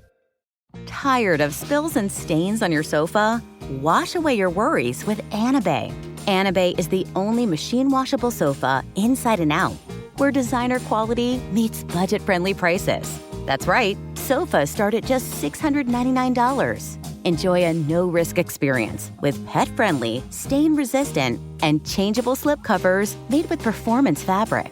Experience cloud-like comfort with high-resilience foam that's hypoallergenic and never needs fluffing. The sturdy steel frame ensures longevity, and the modular pieces can be rearranged anytime. Shop WashableSofas.com for up to 60% off site-wide, backed by a 30-day satisfaction guarantee. If you're not absolutely in love, send it back for a full refund. No return shipping or restocking fees. Every penny back. Upgrade now at WashableSofas.com.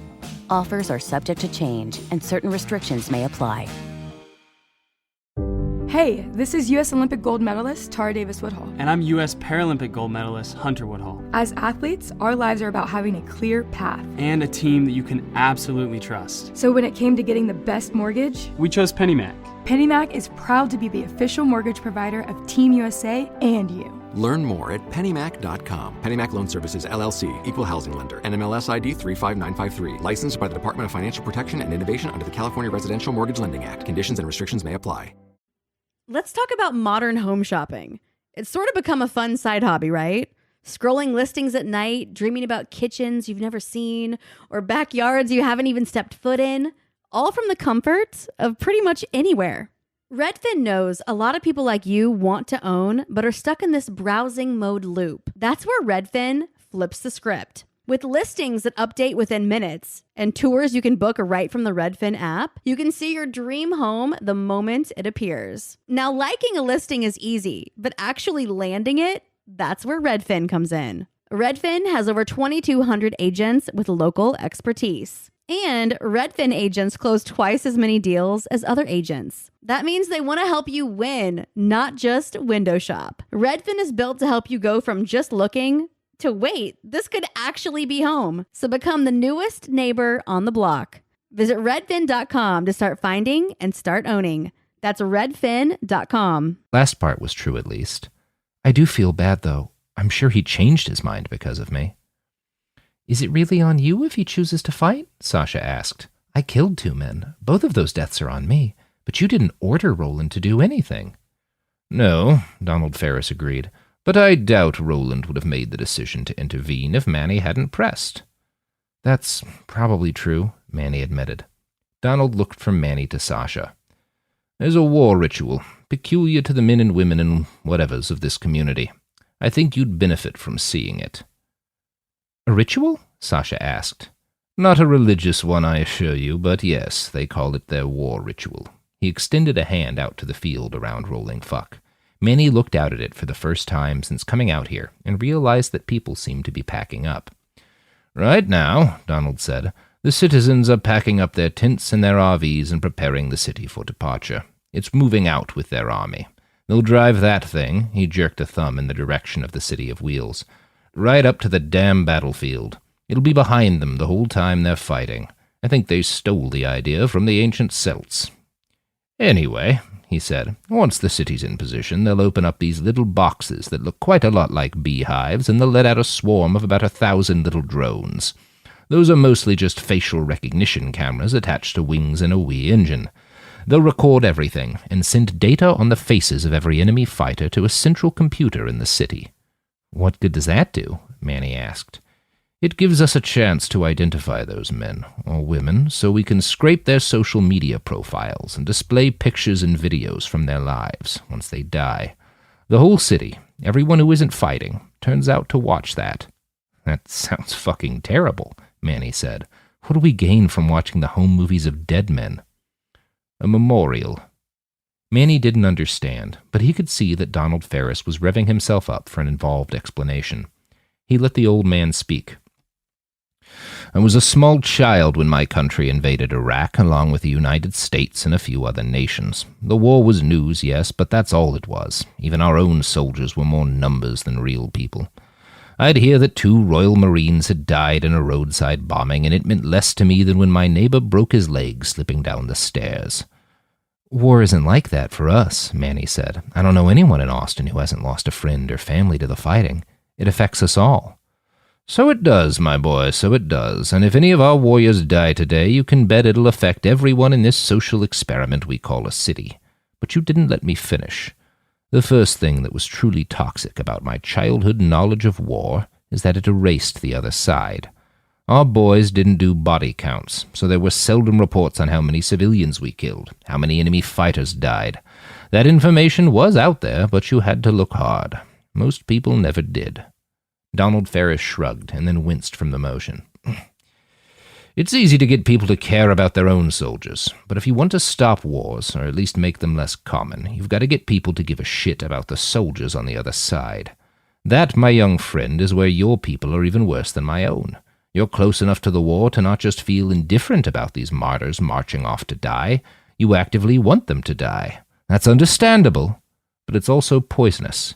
When you dehumanize others, you become less human yourself. Manny nodded, not sure of what to say. In my youth, Donald Ferris continued, the country that occupied this continent was the most powerful nation on Earth. They held the keys to the deadliest military machine ever constructed. It was easy to get Americans to support involvement in 1,000 little conflicts because each only required a small fraction of the nation's military power, and only risked a few American lives. But millions of people around the world died. Women and children and old men and dumb young boys from Yemen to Turkey to Guatemala. To justify those murders, Americans had to make those people less than human. And once they'd done that, it wasn't such a great jump to do it to their neighbors. He stared up at the setting sun, and Manny saw tears in his eyes. What you're going to see tomorrow is the best attempt I've seen, so far, to bridge the empathy gap between a people and their foes.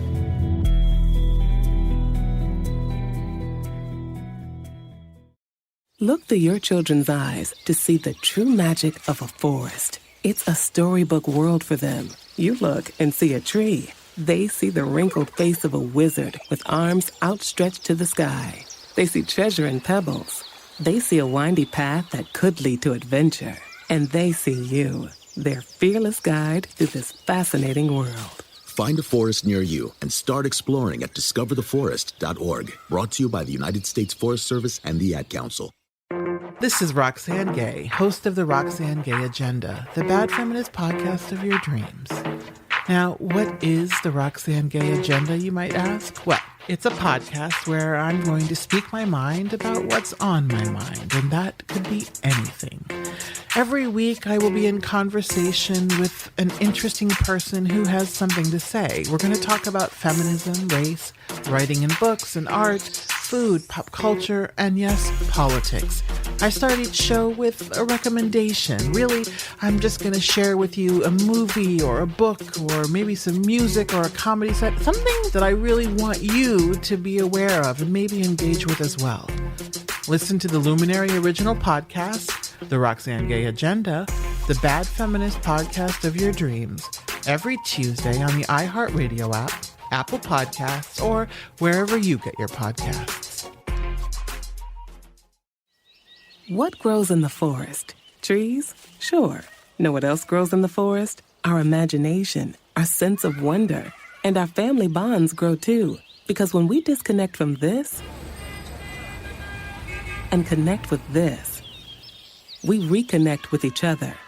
The forest is closer than you think. Find a forest near you and start exploring at discovertheforest.org. Brought to you by the United States Forest Service and the Ad Council. Chapter 23. Sasha. Rolling Fuck trundled forward, crunching its way over the Texas plains and leaving a carpet of flattened grass and broken trees in its wake. And Sasha Marion, situated in a little purple building atop one of the city's tallest spires, couldn't quite believe her eyes. In spite of its many wheels, the city didn't look like the kind of thing that should be able to move.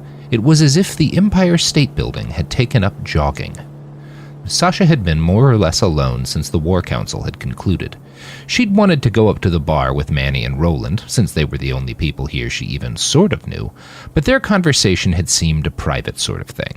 At first, she'd thought that her hosts had made an oversight in leaving her unwatched. Surely they wouldn't let someone who'd been their enemy just a few days ago wander freely through their home. But as the hours went by, it became clear that's exactly what they'd done. So Sasha explored. It had been exhilarating, actually. Every inch of the city was different and strange and new to her. Across the gantries, there were numerous market stalls with fresh meat and produce. At first, she recognized all the foods, but the higher and further she went, the stranger everything seemed. The meat went from beef and chicken to alligator and zebra and mammoth, and eventually, something Sasha thought might be from an actual dinosaur. She was sure it was all lab-grown, and the produce was certainly gene-modified. At one point, she came across a kiosk filled with fruit that had been tweaked to take the shape of gigantic erect penises. There were penis watermelons, penis oranges, penis apples, and even bags of tiny penis-shaped grapes. She knew she should have felt disgusted. 2 weeks ago, Sasha would have been horrified. But somehow she just wasn't. She felt a vague sense of unease, awkwardness at the sight of so many genitals, but after all she'd seen in the Heavenly Kingdom, it didn't exactly horrify her either. How could it? The fondle boats were another matter. The sight and the strange, musky sweet smell that wafted out of the grinding, groping crowd inside it made her queasy. This is exactly as depraved as Pastor Mike said it would be, she thought. But she also thought, is this really worse than all that violence and death? Who are they hurting? The Lord, said a shrill, small voice in the back of her mind. Why would God hate this, and not the hanging of good people? Sasha wondered. Why would this make him angry, but not the butchery inside that factory? You know what the Bible says, Sasha. There is no getting around that. The scriptures were clear. Well, maybe they're wrong then. Maybe they've always been wrong. Or maybe I read them wrong. Maybe they didn't say what I thought they said. It was odd how freeing that thought was. She made her way past a fondle boat, and, for no reason beyond curiosity and the desire to stretch her muscles, Sasha started to climb upwards. The gantries that made up the bulk of Rolling Fuck's walking space were fairly easy for a human to traverse. They had high walls, so even the very drunk were unlikely to fall, and in spite of the city's clutter and bustle, its designers had done a good job of making 2 clear lanes for foot traffic. But the gantries only gave Sasha access to a handful of the strange, glittering buildings that dotted the city's rolling superstructure. So she left them, and she climbed up. It was not an easy climb. Here and there she found small sections of ladder or knotted rope to ease her passage. For the most part, though, she climbed hand over hand up the crisscrossed metal girders. She passed several buildings filled with people, drinking and partying. Sasha didn't stop to talk. The climb was hard, but at least it allowed her to avoid awkward conversation with whatever manner of creatures lived in this place. By the time she reached the top of the spindle, Sasha's body was drenched in sweat, and her arms were too sore to pull her up one more foot. She was grateful to whoever had decided to cap this spindle with a tiny purple shack, and she was even more grateful that the shack appeared unoccupied. Sasha pulled herself inside and collapsed on the floor. For a while, it was all she could do to regain her breath. She wondered, in a vague sort of way, if she'd just broken into someone's home. Nobody had warned her that there would be certain places she couldn't travel here, but no one had told her much of anything at all after she'd arrived. Sasha took stock of her surroundings. The interior of the room was plush. The walls were carpeted in thick, cushiony velvet. The floor below her seemed to be some sort of black shag. There was a framed picture on one wall. Sasha didn't recognize the artist, but it looked like a cross-section drawing of a handgun, with fetuses as the bullets. The sight of it made her feel a bit sick, but there was also something about the art that drew her eyes. The center of the room was a low, flat table that appeared to be made entirely of mirrored glass. There was a pile of white powder on the center of the table, along with a strange, rectangular piece of green paper. Sasha picked up the paper and stared at it. It took her a moment to realize what it was. "Money," said a voice from behind her. "Oh, it used to be. Once upon a time." Sasha froze, stiffened. She turned around, not sure what to expect, but with an apology already spilling out of her mouth. "I'm sorry, sir, I didn't—" Something in the man's smile and the relaxed slump of his shoulders made her stop talking. He stood in the doorway of the little building, just a few feet in front of her. She had no idea how he could have climbed up and in there without her hearing him. She didn't remember the man's name, but she recognized him from the War Council. Those writhing snake tattoos identified him as clearly as a name tag. She trailed off. He smiled at her. There was something about his eyes that seemed off. Wrong. She couldn't place it. His pupils were somehow different than they should have been. When he spoke, though, his voice was warm and friendly. "You are Sasha Marion, the girl who was brave enough to flee her home and family for the heavenly kingdom, and then brave enough to leave it when she realized what it truly was." His head dipped down into a slight bow. "I'm Jim Shannon. It's an honor to meet you, Miss Marion." Jim squatted down on his haunches and dropped his arms in between his legs. It was a casual motion, but he executed it with almost mechanical precision. There was something to his movements that spoke of terrible potential energy, kinetic force just waiting to be unleashed. "It's nice to meet you," she said, because what else could she say? Jim's smile didn't change, but his eyes did. His pupils contracted and then changed shape, from a circle to a spiraling rounded star. "No, it's not," he said. "Let's not lie to each other, eh, Sasha? I'm weird. I move wrong. My eyes—" As he spoke, his star pupils started to spin in a hypnotic spiral. "Are wrong. They don't look human. I can hear your heartbeat elevate as we speak. I can smell cortisol in your brain and elevated levels of blood glucose. I can see in your eyes that me saying this has made you even more nervous." "Yes," she admitted. "Yes, you're right. You scare me." "That's perfectly normal, Miss Marion. It is not an act of weakness to admit fear. Quite the opposite. You feel better now, don't you?" She actually did. There was a queer sort of relief in admitting her fear and discomfort in this man-thing's presence. "I do feel better," she said. "Why is that?" "Admitting fear is the first step to conquering it. You don't strike me as someone who wants to live in fear, Miss Marion. You do strike me as someone who seeks control, strength, power over your own life." She sputtered. I don't know. A week ago, I'd have told you God was in control of my life." Sasha looked down at her lap, suddenly embarrassed. "It wasn't very long ago, but it feels like a lifetime.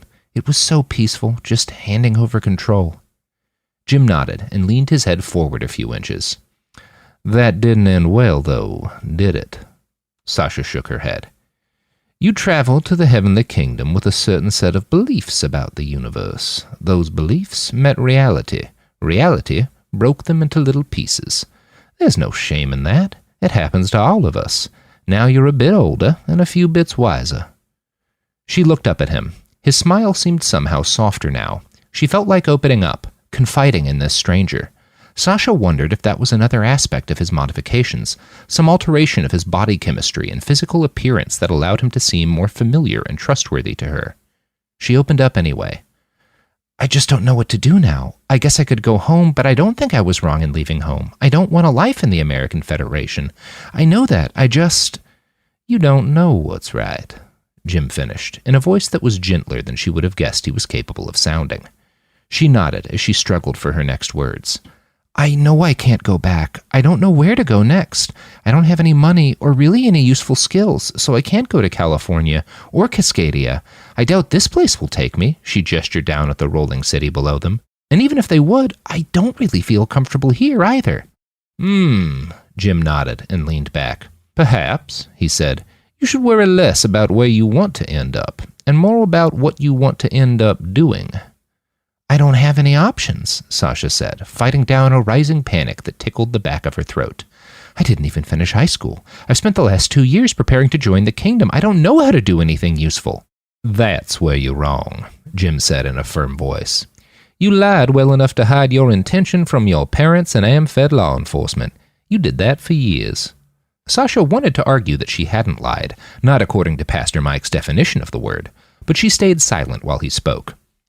"You escaped from one of the most fortified borders in the world," Jim continued, "and you did useful work in a medical facility. Then you helped facilitate the escape of several prisoners from a kingdom jail. You functioned effectively in a firefight and killed a trained soldier in hand-to-hand combat. Then you killed another man and stole a vehicle to aid your comrades in an escape. Am I missing anything? Sasha looked down again. She didn't speak. She felt bad about taking praise for murder, especially for Daryl's murder. She did, however, feel a tiny swell of pride at Jim's words. It was immediately accompanied by a flood of guilt. Killing is not something to be proud of, she said. Oh, I disagree, Jim chuckled. Killing is a highly technical skill, and you've proven yourself a talented amateur. With some training and a spot of chrome, you could really be something. He trailed off. Sasha was quiet for a moment. She looked into Jim's eyes and tried to read something in them. That proved a fool's errand. There was nothing in those orbs but cool confidence, and even that might be false. What did any gesture or look mean from a man who could control every aspect of his body, right down to his pupils? I don't want to get better at killing, she told him. I don't want to fill my body with unnatural things. Just thinking about it makes me feel ill. And yet, Jim said. What do you mean, and yet? She asked. And yet, that thought intrigues you too. It's no use hiding it. I can taste deceit. Sasha shuddered a little at that. But she couldn't deny that he was right. As much as the idea repulsed her, she'd spent too much time powerless to not crave power. I'm not looking to push you into anything, Sasha, but I would like to provide you with a unique opportunity. What do you mean? She asked. He smiled, plopped down on his butt, and swung his legs in to sit cross-legged on the shag carpet. Jim stuck a finger into the thick black fibers of the carpet and started tugging at them. It was an idle, nervous gesture, and Sasha found it oddly endearing. Part of her suspected that had been his goal. I mean that I would be willing to take you on as a project. A project? He nodded. My organization has access to skilled surgeons, military-grade augmetics, and vat-grown organs. I'll front the bill, and I'll train you. And in return, you'll work for me. Forever? She asked. Jim laughed. She felt a little annoyed by that, and it must have shown on her face, because he stopped. Sorry, he said. It's just, that'd be debt slavery. You must not know this, but I helped kill the last country that lived on this land to end that sort of thing. So how much time would I owe you? Sasha asked. 5 years, he said. Sasha's heart trembled with excitement at the offer. When she thought about the way the adrenaline had coursed through her during the fight in the clinic, she wanted to say yes. But when she thought about Daryl bleeding out next to his car, the shame inside her overwhelmed everything else. Sasha knew she couldn't handle more weights like that on her conscience. I don't want to kill people, she said in a tiny voice. Shame dripped from every syllable. That's fine, Jim said, his grin widening. We always need medics. You've shown an aptitude for that already.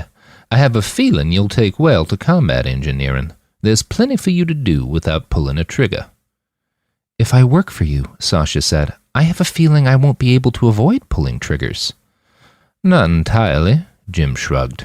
But any shooting you do would be in immediate self-defense, and you'd have the right to refuse any missions that violate your moral code. I know that's important to you. The way he said that last bit set the hackles on her neck arise. Is it not important to you? She asked. Morality, I mean. He swung his hands out to the side, palms up, in a vaguely Buddhic pose. When I was a young man, not much older than yourself, I knew a lot of gallant men who claimed to live by codes of honor. Such things were fashionable in the warrior culture of a dying empire. None of those codes stopped the men I knew from serving that great beast we called a state. When you see enough good, moral men enable war crimes, you stop seeing value in the term morality. So what matters to you? Sasha asked. What do you believe in? Change, Miss Marion, he smiled, revealing rows of pearly white teeth. The snake tattoos on his chest and shoulders writhed in excitement. I believe in change. I grew up in a time when the climate changed, and my home became a deadly broiler. Politics changed, and democracy became a dictatorship of capital. For a time, I believed in the promises of change handed out by progressive politicians and centerfold revolutionaries. But every one of them was either co-opted by the system or killed by it. He shrugged and cast his eyes down to the carpet. For a while, just a moment, his mask slipped. Sasha saw a deep yawning pit of despair in the tight lines at the edge of his lips and the subtle twitch of muscles below his left eye.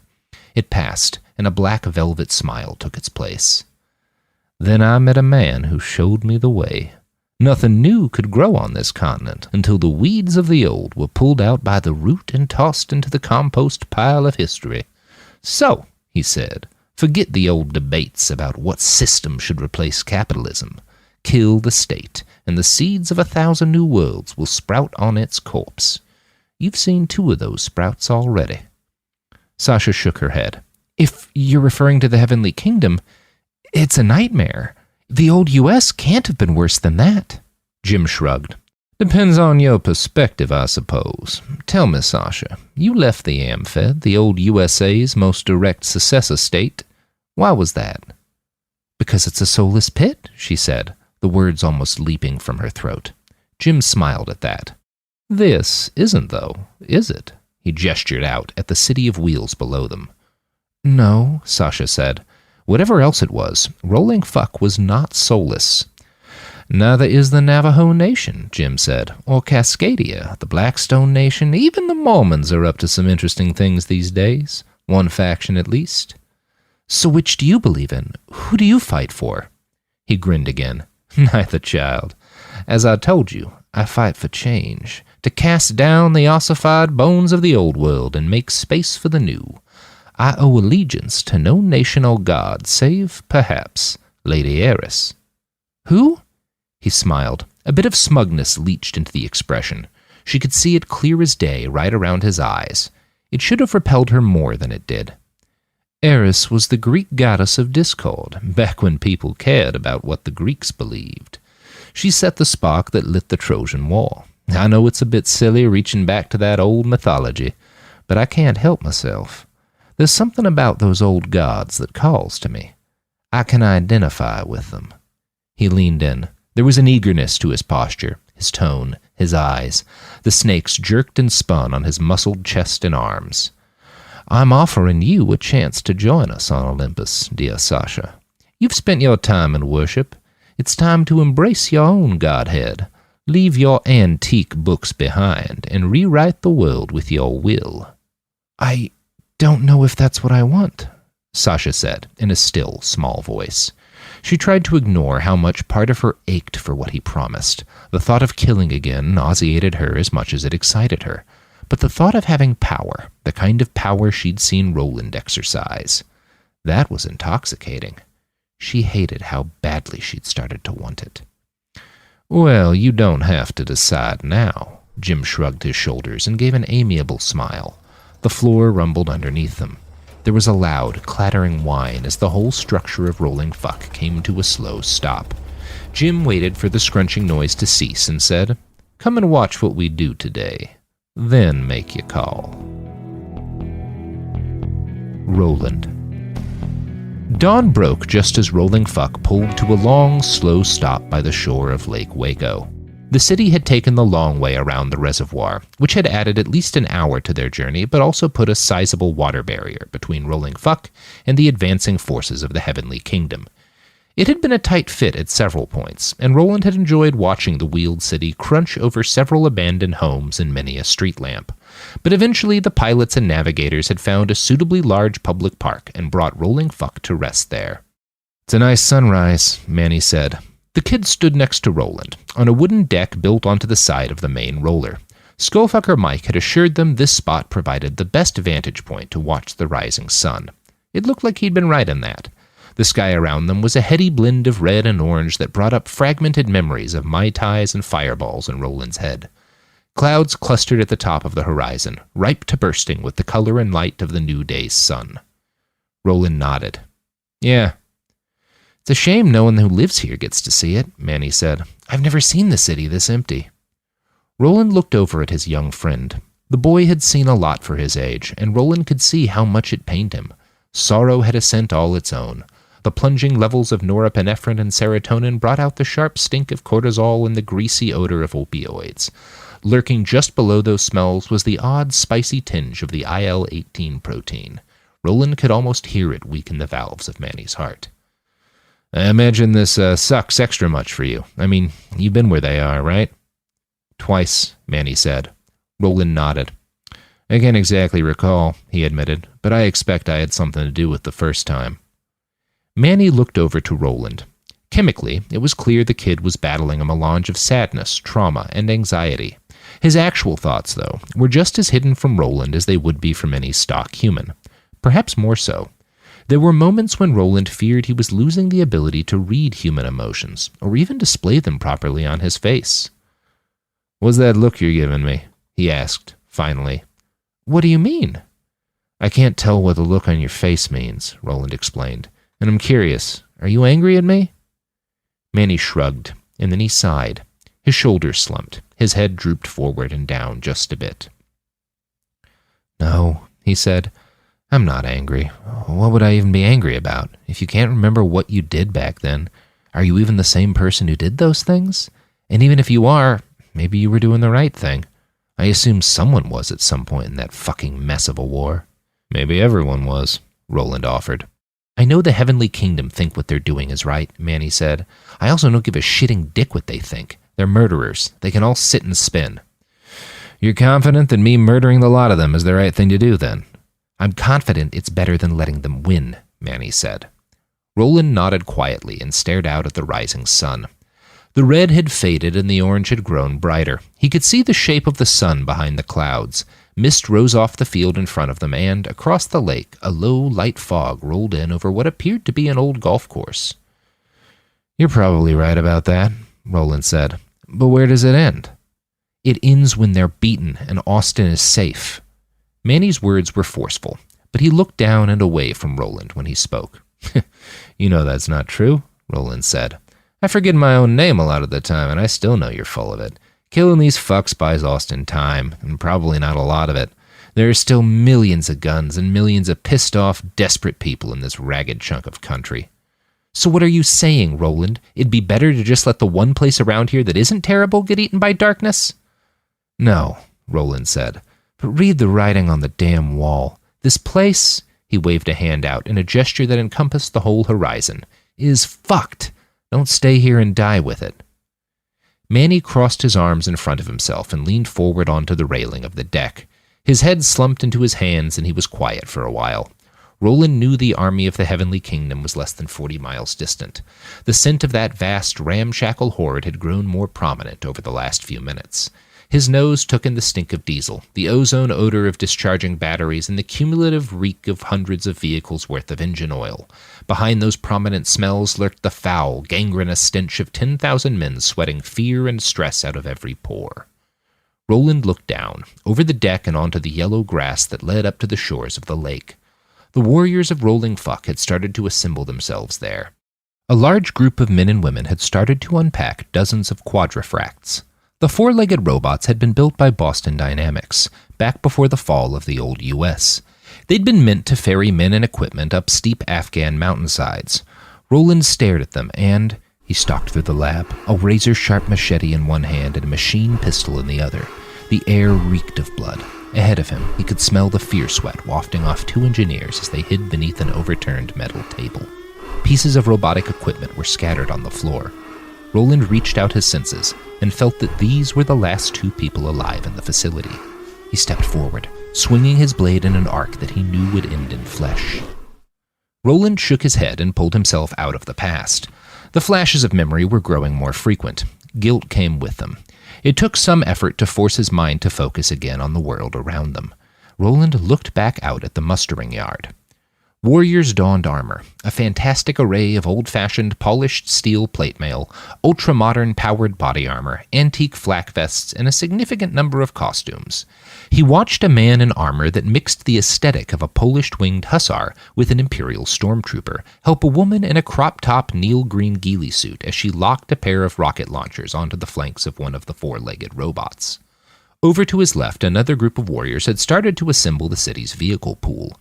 Ramps had descended from garages in the bellies of the rollers. A slow, steady stream of armored vehicles motored their way down the ramps and into the ragged lines on the field. The bulk of Rolling Fuck's vehicles were either modified APCs or armored motorcycles sporting portable field guns or automatic grenade launchers on sidecars. There were tactical arguments for the use of such vehicles in open field combat, of course, but Roland suspected they'd mainly been picked because they were fun to drive. Almost every vehicle's engine had been souped up, well beyond any potential battlefield benefit. Most of them also had nitrous oxide tanks, although, Roland suspected, those were more for huffing than they were for speed. "Where did they get all this stuff?" Manny asked Roland. "I got no idea," Roland said. "But when the old government fell, it left behind a lot of equipment, bases and bases full of mothballed ordnance. My guess is these guys got in early, before the rush, and grabbed what they could."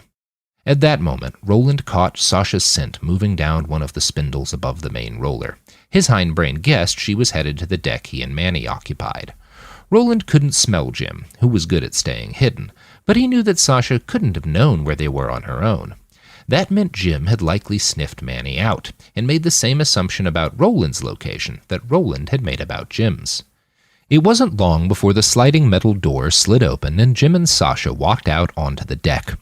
Jim was in his familiar battle gear. His blood-red chaps almost shone in the blinding light of the morning sun. He had a smug, self-satisfied grin and gigantic pupils that spoke of recent drug use. Beside him, Sasha looked disheveled and exhausted but jittery. He could smell the coffee wafting from her pores. "Hey, fucknuts," Roland said. "Hey, Sasha." She looked confused for a moment. Jim just nodded and said, "Hey, shitbird. Hey, Manny." Manny waved vaguely at them without turning his head to meet them. He continued to look out at the army assembling in the field. "It's a pretty cool show down there," Roland said. "Kinda wish I had some dissociatives, and maybe a blunt. Now would be the time for one."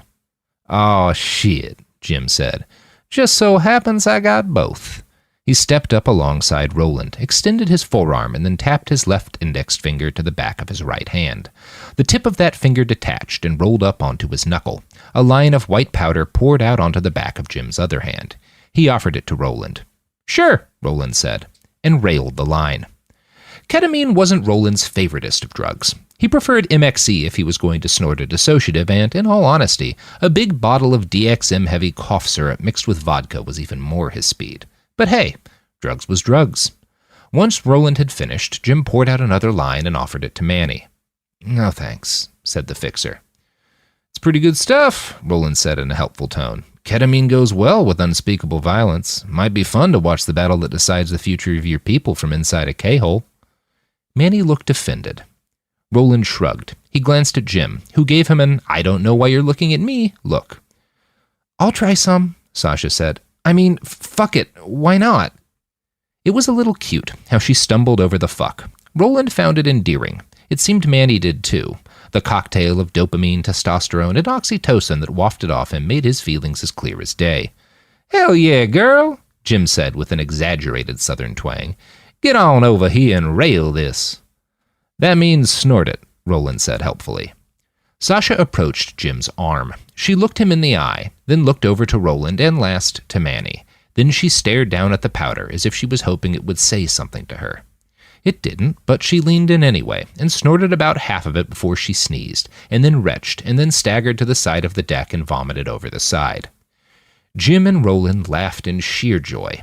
Manny, being a good person, moved to hold her hair back and help her deal with the pukey aftershocks. While the humans engaged with their frailties, Roland and Jim did a couple more lines each.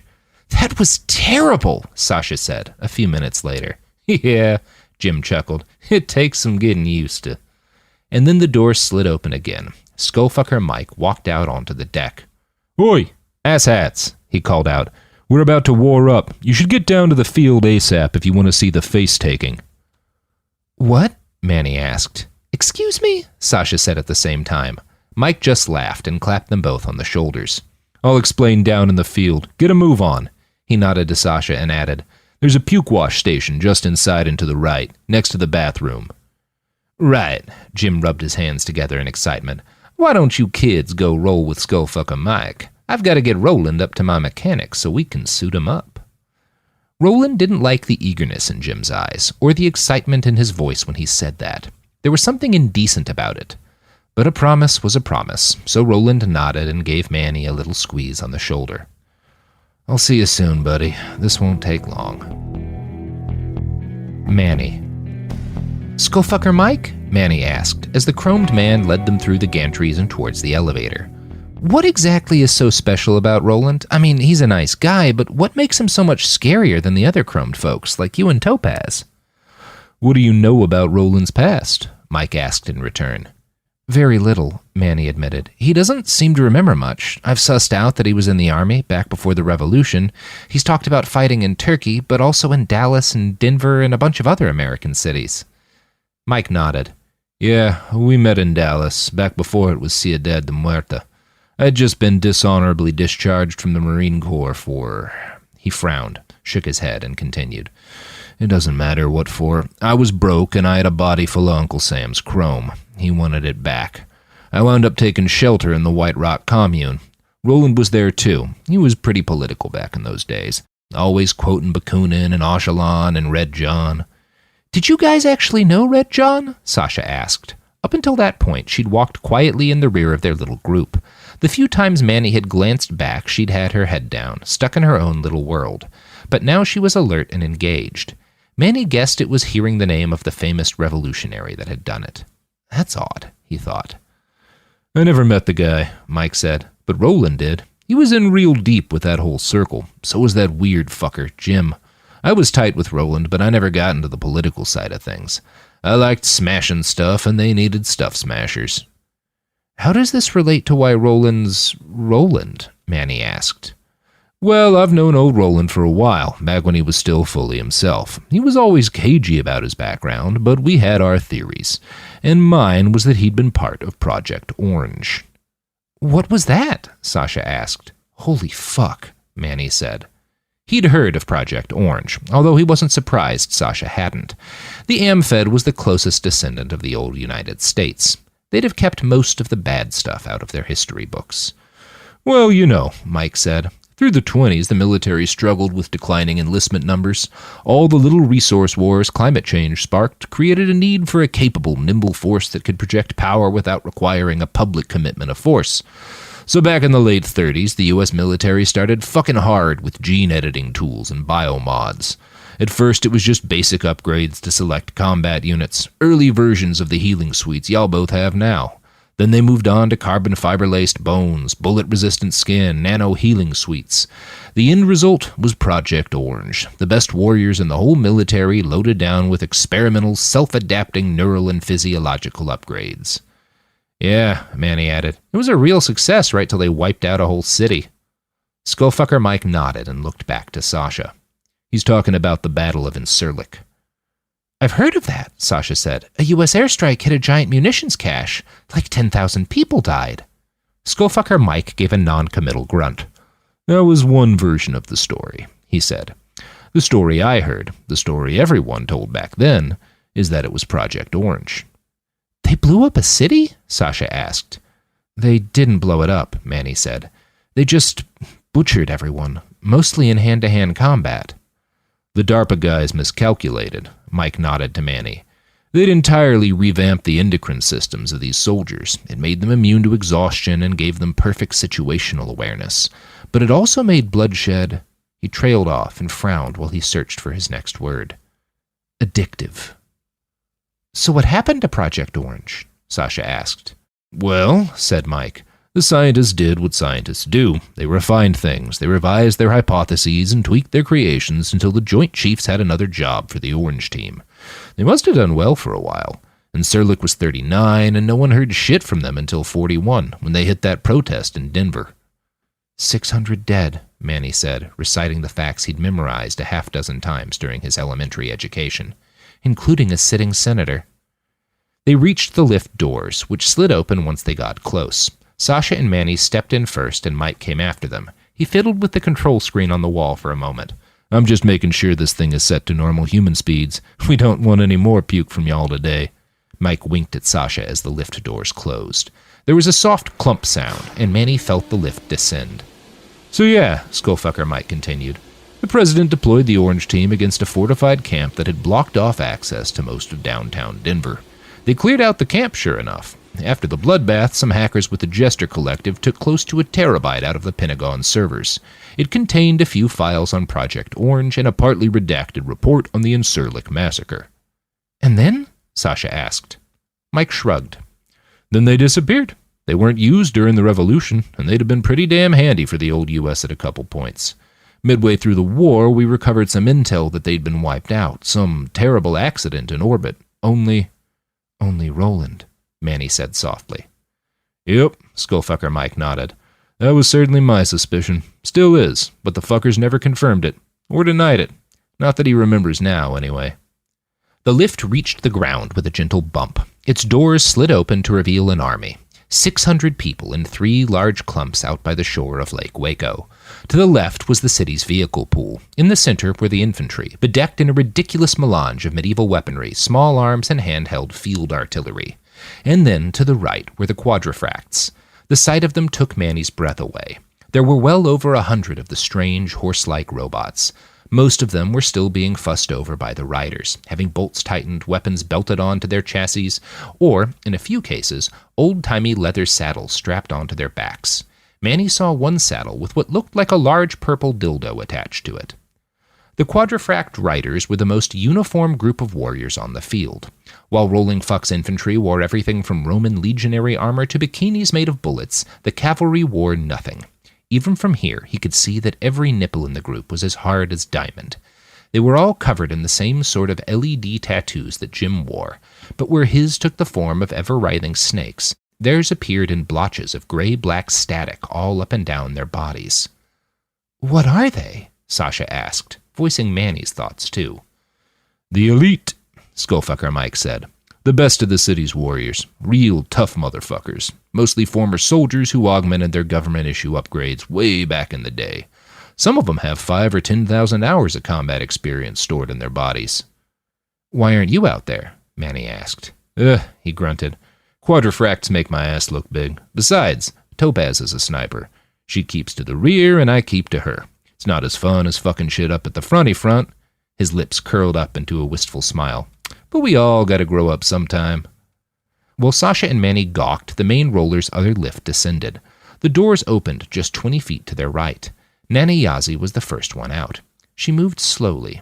Some of that was surely due to her advanced age, but there was also a note of ritual to her movements. It was something in the arc of her spine, the cadence of her step, the way she held her head. The enormous gold-bladed knife in her hand didn't hurt either. Behind her walked the citizens of Rolling Fuck. There were around 50 of them in the lift, but as that group walked forward, ropes and ladders began to roll out from all around the enormous wheeled city. Within a matter of minutes, hundreds and hundreds of people had descended. More continued to disgorge from the lifts under the main roller and the rear roller. The riders had all formed into ordered ranks. They stood at something very much like a military attention. It was the only time he'd seen posthumans do anything in an orderly fashion. Nana Yazi stood in front of the cavalry, and the human civilians clustered behind her in a big semicircle. The other warriors gathered behind them. Mike maneuvered their little group to a hill that overlooked the whole scene.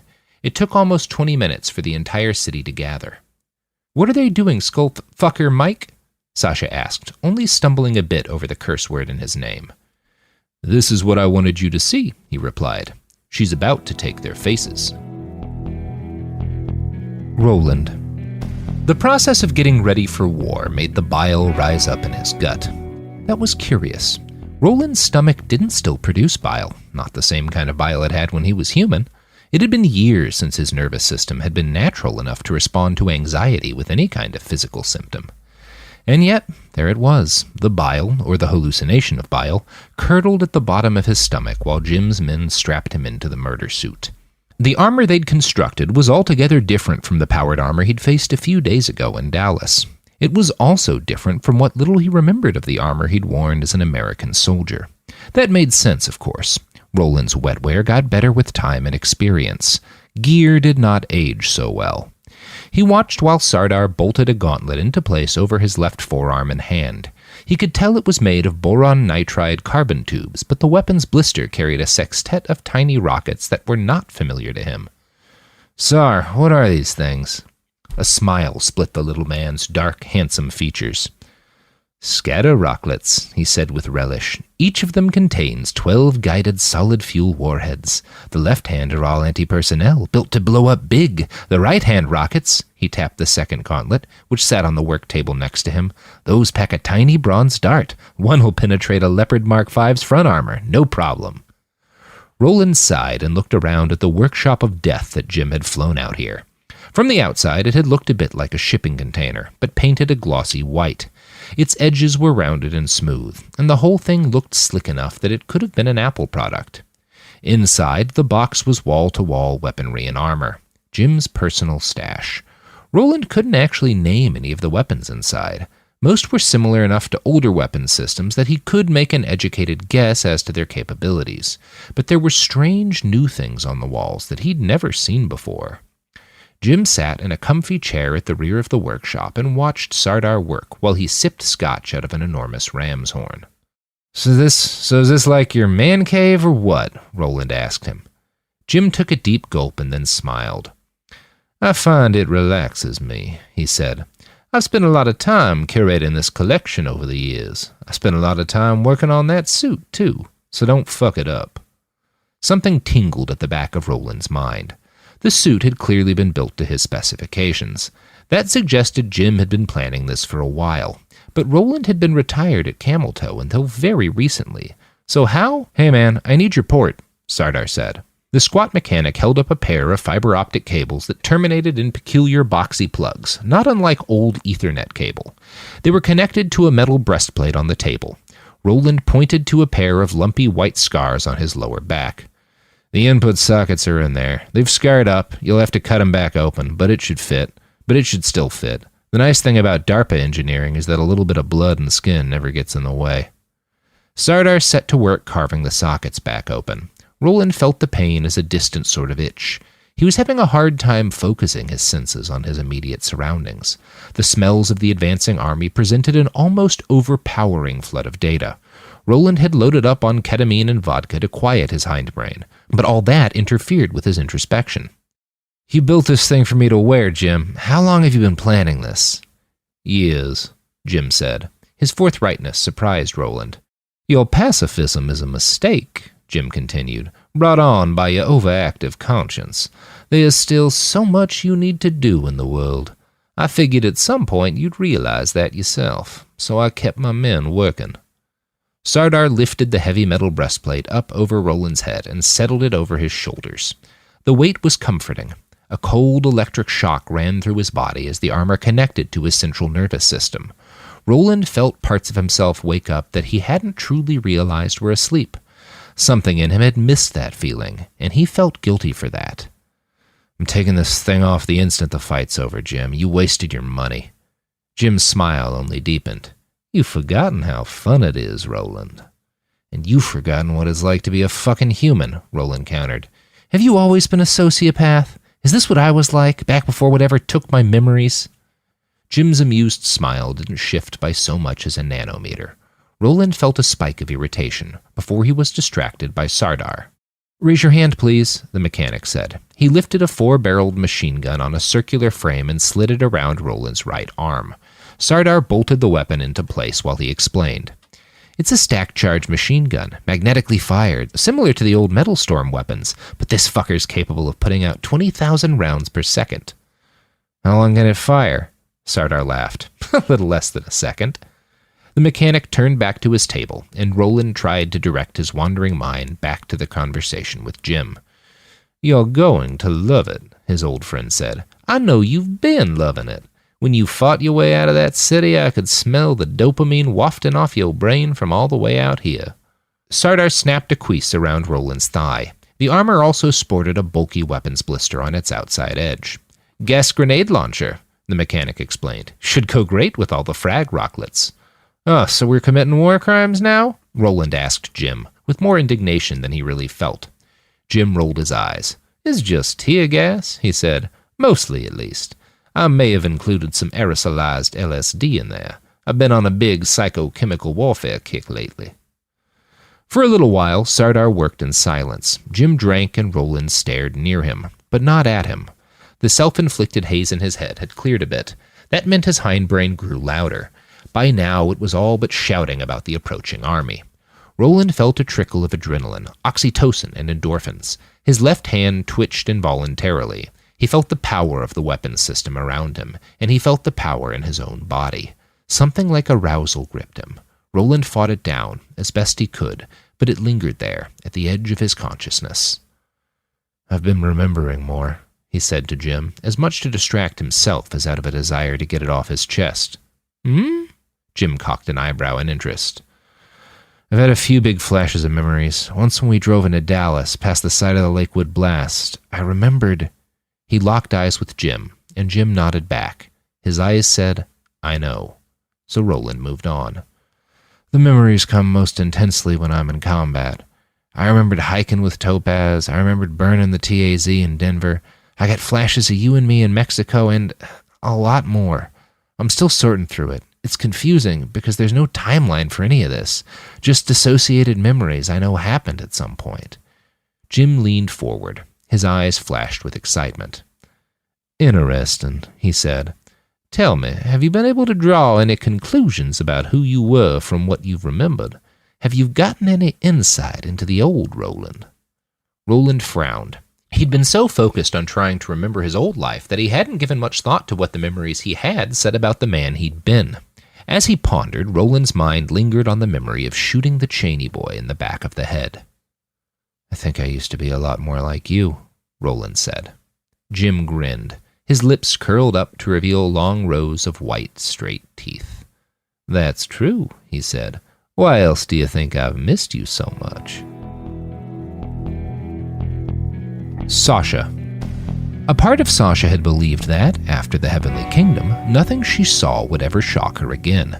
That part of her was proven wrong when Nana Yazi's aged, arthritic hand began to messily carve at the first warrior's face.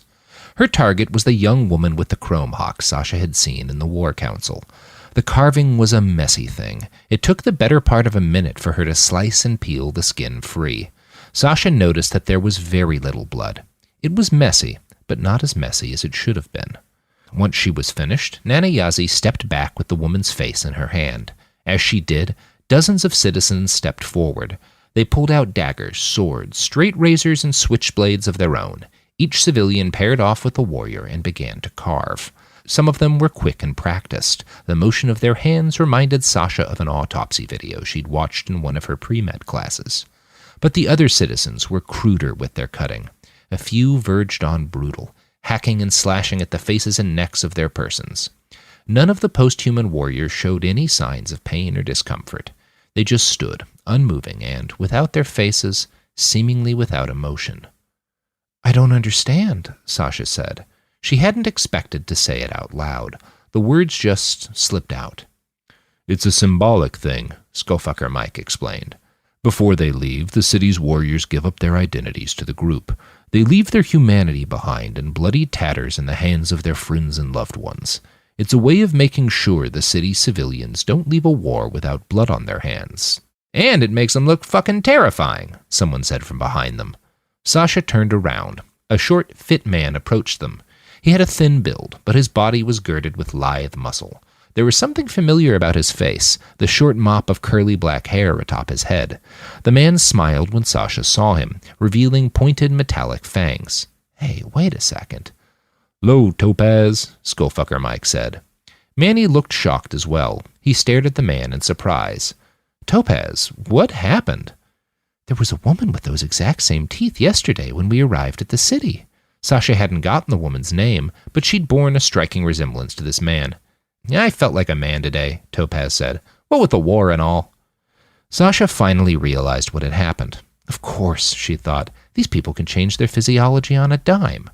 "Ah," Manny said with a nod. Skullfucker Mike walked up to Topaz and the two embraced, and then kissed. They twined their arms together and, a few seconds later, Topaz seemed to finally notice Sasha's presence. "Sorry," he smiled as he spoke, "but I don't believe I got your name." Sasha Marion." Topaz stepped closer. "Well, Sasha Marion," he said in a low voice, "how are you liking our strange ways and customs?" "They're interesting," Sasha said, diplomatically. "Do you find this place more to your liking than the Heavenly Kingdom?" Topaz stepped closer. Sasha took a step back and then another. The man's expression was friendly enough, but there was a sort of queer menace in the set of his shoulders. It may have had something to do with the very large rifle slung across his back. Sasha started to sweat. Fear gripped her mind. Topaz, back off. Skullfucker Mike's voice was devoid of anger, but firm. You're scaring her. Topaz stopped and stared at Mike. His expression went from placid smile to rage and then back to a smile almost faster than Sasha could process. Sorry, darling, he said in an artificially chipper voice. I just wanted to make sure our guest was enjoying her stay here. He looked to Sasha again. You are, aren't you? Yes. Good, Topaz purred. Hopefully you won't be joining any more extremist groups that get my friends killed. He turned immediately to Manny and, with barely a pause for breath, embraced him and kissed his forehead. I'm proud of you, buddy. As far as I'm concerned, you're family. Manny mumbled his thanks and returned the hug, but he glanced to Sasha and they shared a what the hell look. Skullfucker Mike seemed to want to plaster over the awkwardness. Yup, he said. We've made some wonderful friends these last couple days. He pantomimed looking down at his watchless wrist and checking the time. Oh my goodness, he said in mock surprise. Look at the time. Topaz, we've got a war to get to. You kids had better find some decent seats. Topaz smiled at Skullfucker Mike. His eyes lingered on the big man's face, and then drifted back to Sasha. Enjoy the show, he said, with an empty smile. Roland. It was windy on the landing pad. He and Jim stood next to a heavy black VTOL aircraft, the steed that would carry him into today's massacre. Roland could taste the dying summer and the faint stirrings of a North Texas fall in the air. It was cooler than he'd have expected this time of the year, grayer too. A gust of chill wind blew across his face, and Roland found himself falling back in time again. He was shorter. The world seemed sharper, even though his senses were dim and unenlightened. Roland felt a hand around his own. It felt big, powerful, and comforting. He looked up and saw a woman standing over him. She was tall, a giant. Her hair was brown and straight and long and clear as day in his mind's eye, but her face was blank, obscured even in memory. His head turned to track the passage of a blowing leaf. He felt chill, winter air on his arm, and he watched as a red sedan rumbled past them, spraying water into the air as it hit a puddle on the asphalt. Roland, pay attention. Jim's voice snapped him back to reality. The other chromed man held a paper-thin tablet in front of Roland's face. That memory flash had been the most immersive yet, although not the longest. He was a little confused at that. Why that moment? Had it just been the similarity in weather, or... Roland! Jim was angry. It was actually somewhat refreshing to see genuine emotion on the other man's post-human face. Veins bulged at his neck, and his eyes were fully open. Roland caught a harsh whiff of methamphetamine from his breath. All right, fucking chill, Roland muttered. What am I looking at? He needn't have asked. Once he focused on the tablet, it was obvious that it displayed a map of the area around Lake Waco. Rolling Fuck's warriors and vehicles were displayed in little blue pinpoints. Jim scrolled up a few inches, and Roland saw a swarm of red. It was half over the Brazos right now, and it crept millimeter by millimeter towards their position. The river slowed them down a bit, Jim said, but the bridges there were still in good order. I'd say they'll hit Rock Creek in about 10 minutes. Roland nodded and asked, Couldn't we have killed those bridges? Bought some hours? Jim gave a careless shrug. Why would we want to slow them down? We're ready enough. No sense in dragging this out. There was a strong smell of ozone as the VTOL aircraft next to them woke up. Red lights glowed on the missile pod slung under its belly. The chain gun on its nose cycled. The whole thing hummed with potential energy. It was too modern for Roland to know the make and model, but it reminded him of the Russian Koba assault transport, which had been state-of-the-art back in the mid-40s. So what's the plan? He asked Jim. Well, his friend said, we know they got at least a half dozen mobile anti-air batteries, old U.S. Patriot 3s, inaccurate garbage, nothing I'm worried about. The name conjured up a ghost of another memory. A big Patriot battery wheeled around on its truck-sized chassis. He heard the machine whine of the motors, and then the reek of fear hit his nose, as rich and heavy as Texas thunder. There were missiles in the air, aimed at him as he fell. There were child's play to dodge in his suit. He descended as fear stink rolled up towards him from the soldiers below. The poor fuckers. Roland, Jim shouted. Am I gonna have to find another murder gorilla to take your place? What? No. Roland shook his head. Sorry, he said. Just memories. Jim gave him a long look. Anything you need to talk about right now? No, Roland said. It's just the memories are coming at me faster now. It's distracting. That makes sense, Jim said. I'd imagine stimuli that reminds you of your past could prompt your brain into sudden healing. He reached into a bag at his hip. It looked like a standard dump pouch, meant for half-spent magazines in the heat of battle. But Jim pulled out a fully loaded crack pipe. Even unlit, it smelled like burning tires. 89% pure, Jim held the pipe up to Roland. All right, Roland grabbed the pipe and lifted it to his lips. Jim reached out and flipped on the lighter built into his index finger. He held it under the glass bubble of the pipe. The rocks vaporized into white smoke. Roland inhaled and felt the vapor dissolve into his bloodstream through his mucous membranes. There was a tingle as the crack reached his brain's ventral tegmental area and said, in essence, you know how much dopamine you were planning to produce? Make a shitload more than that. The happy chemicals flooded Roland's mind. His anxiety at the recently churned up memories faded, as did the memories themselves. Better? Jim asked. Super good, Roland said. Can I? Jim waved. Sure, man. Keep the pipe. In fact, he pulled his index finger free from his hand and gave it to Roland.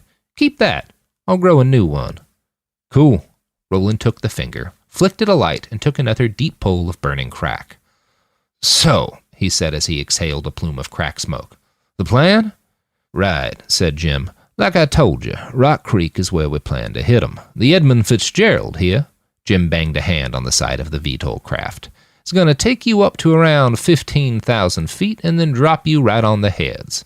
I expect we'll take some flack afterwards, but this bird can handle it. And besides, he raised his voice and jerked his head towards the cockpit. Anderson's piloting it today, and it's not like I give a shit if he dies. In response, the nose gun wheeled around on its mount and locked on to Jim. There was a clanking sound as it ratcheted around into its chamber. Jim rolled his eyes. Fucking pilots. Anyway, me and my people will be with the Roland fuck folks, getting shot at. He tapped Roland's helmet. When we're ready for you, I'll ping you both and Anderson can drop you on top of their asses. So, Roland asked, I've just got to fall on top of a hostile army and start shooting? Jim nodded. Right then, let's get started. Manny. Years ago, in what now seemed like another life, Manny had gone to watch an outdoor movie at Zilker Park in Austin. Ghostbusters. He was pretty sure it had been Ghostbusters. Hundreds and hundreds of people had shown up, families with children and couples on dates and so many dogs. The sound hadn't been great and the projectionist could have been better, but he remembered the evening fondly. Rolling fuck before a battle reminded him of that experience. The people were different, very few of them were children, but clusters of citizens, friend groups, and families of friends had set up little viewing nooks across the wheeled city itself and in the field in front of it. The whole scene would have been idyllic if they weren't about to watch a battle. The vehicles, cavalry, and infantry were already almost out of view. He could just barely see shapes out on the horizon, setting up firing positions on top of buildings in Rock Creek. They move so damn fast. Manny didn't think he'd ever get used to the pace of post-human life. He knew Topaz and Skullfucker Mike were somewhere out there. He knew where they'd be soon, and in spite of their confidence, he worried for them. More than anyone, he worried for Roland. Drinks for everyone, Donald Ferris said. He had a tray full of drinks in his hands, fresh from the bar. He sat down next to Nanayazi and smiled. Manny and Sasha sat on the opposite side of them, in a booth in the main rollers bar, looking out over Waco. Donald started handing out beverages. First, bubbly drinks in long brown bottles that smelled familiar. Coca-Cola, the old documentarian said. Not the stuff they still sell all over. The original recipe, with cocaine and alcohol. It's great shit. We go through gallons of it every day. Nanayazi took a sip from hers and smiled. It's quite good, she said, and the intoxicating effect is mild. Our chromed comrades have a stronger variant, of course. We're all humans here, Donald smiled, more or less. Manny took one of the Cokes, sipped it, and nodded to Sasha. It's really good, he said. You should try it.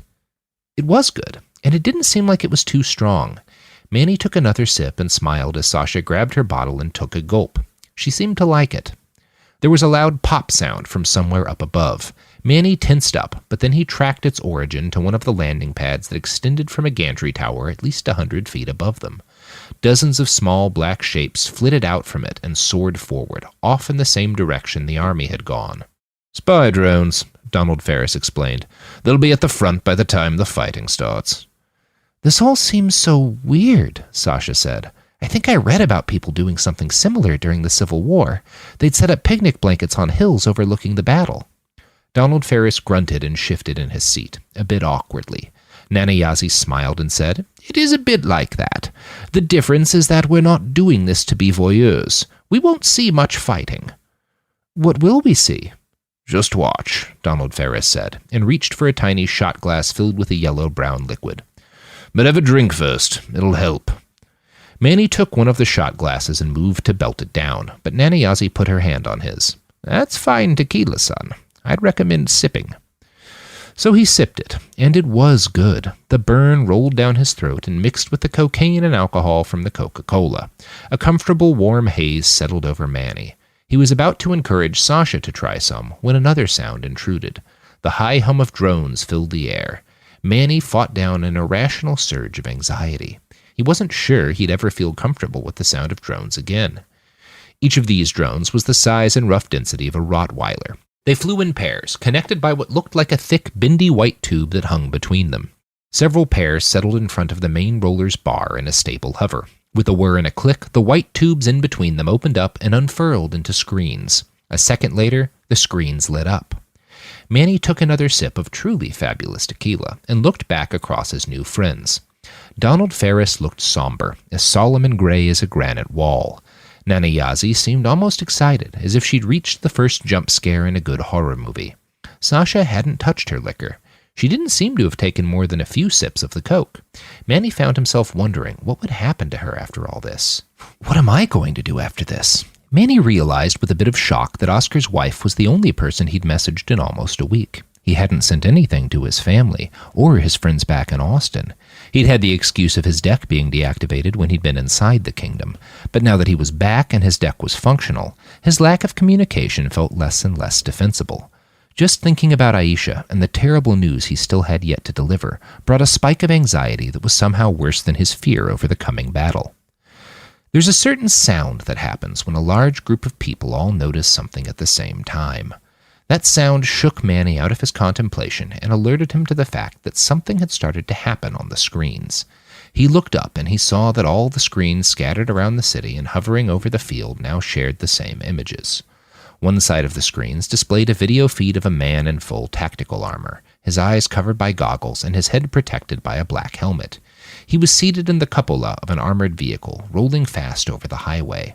Next to that video feed was a picture of the same man, sans armor, in more peaceful days. He was fair-skinned, with red hair and an easy smile. He wore a shirt that, Manny guessed, signified his allegiance to some sports team in the Amfed. The images sat there, alone, for a second. Manny looked out at the horizon towards Rock Creek, where Rolling Fuck's soldiers had embedded themselves. He saw 3 black-gray contrails rush out from an old office building and out towards the highway.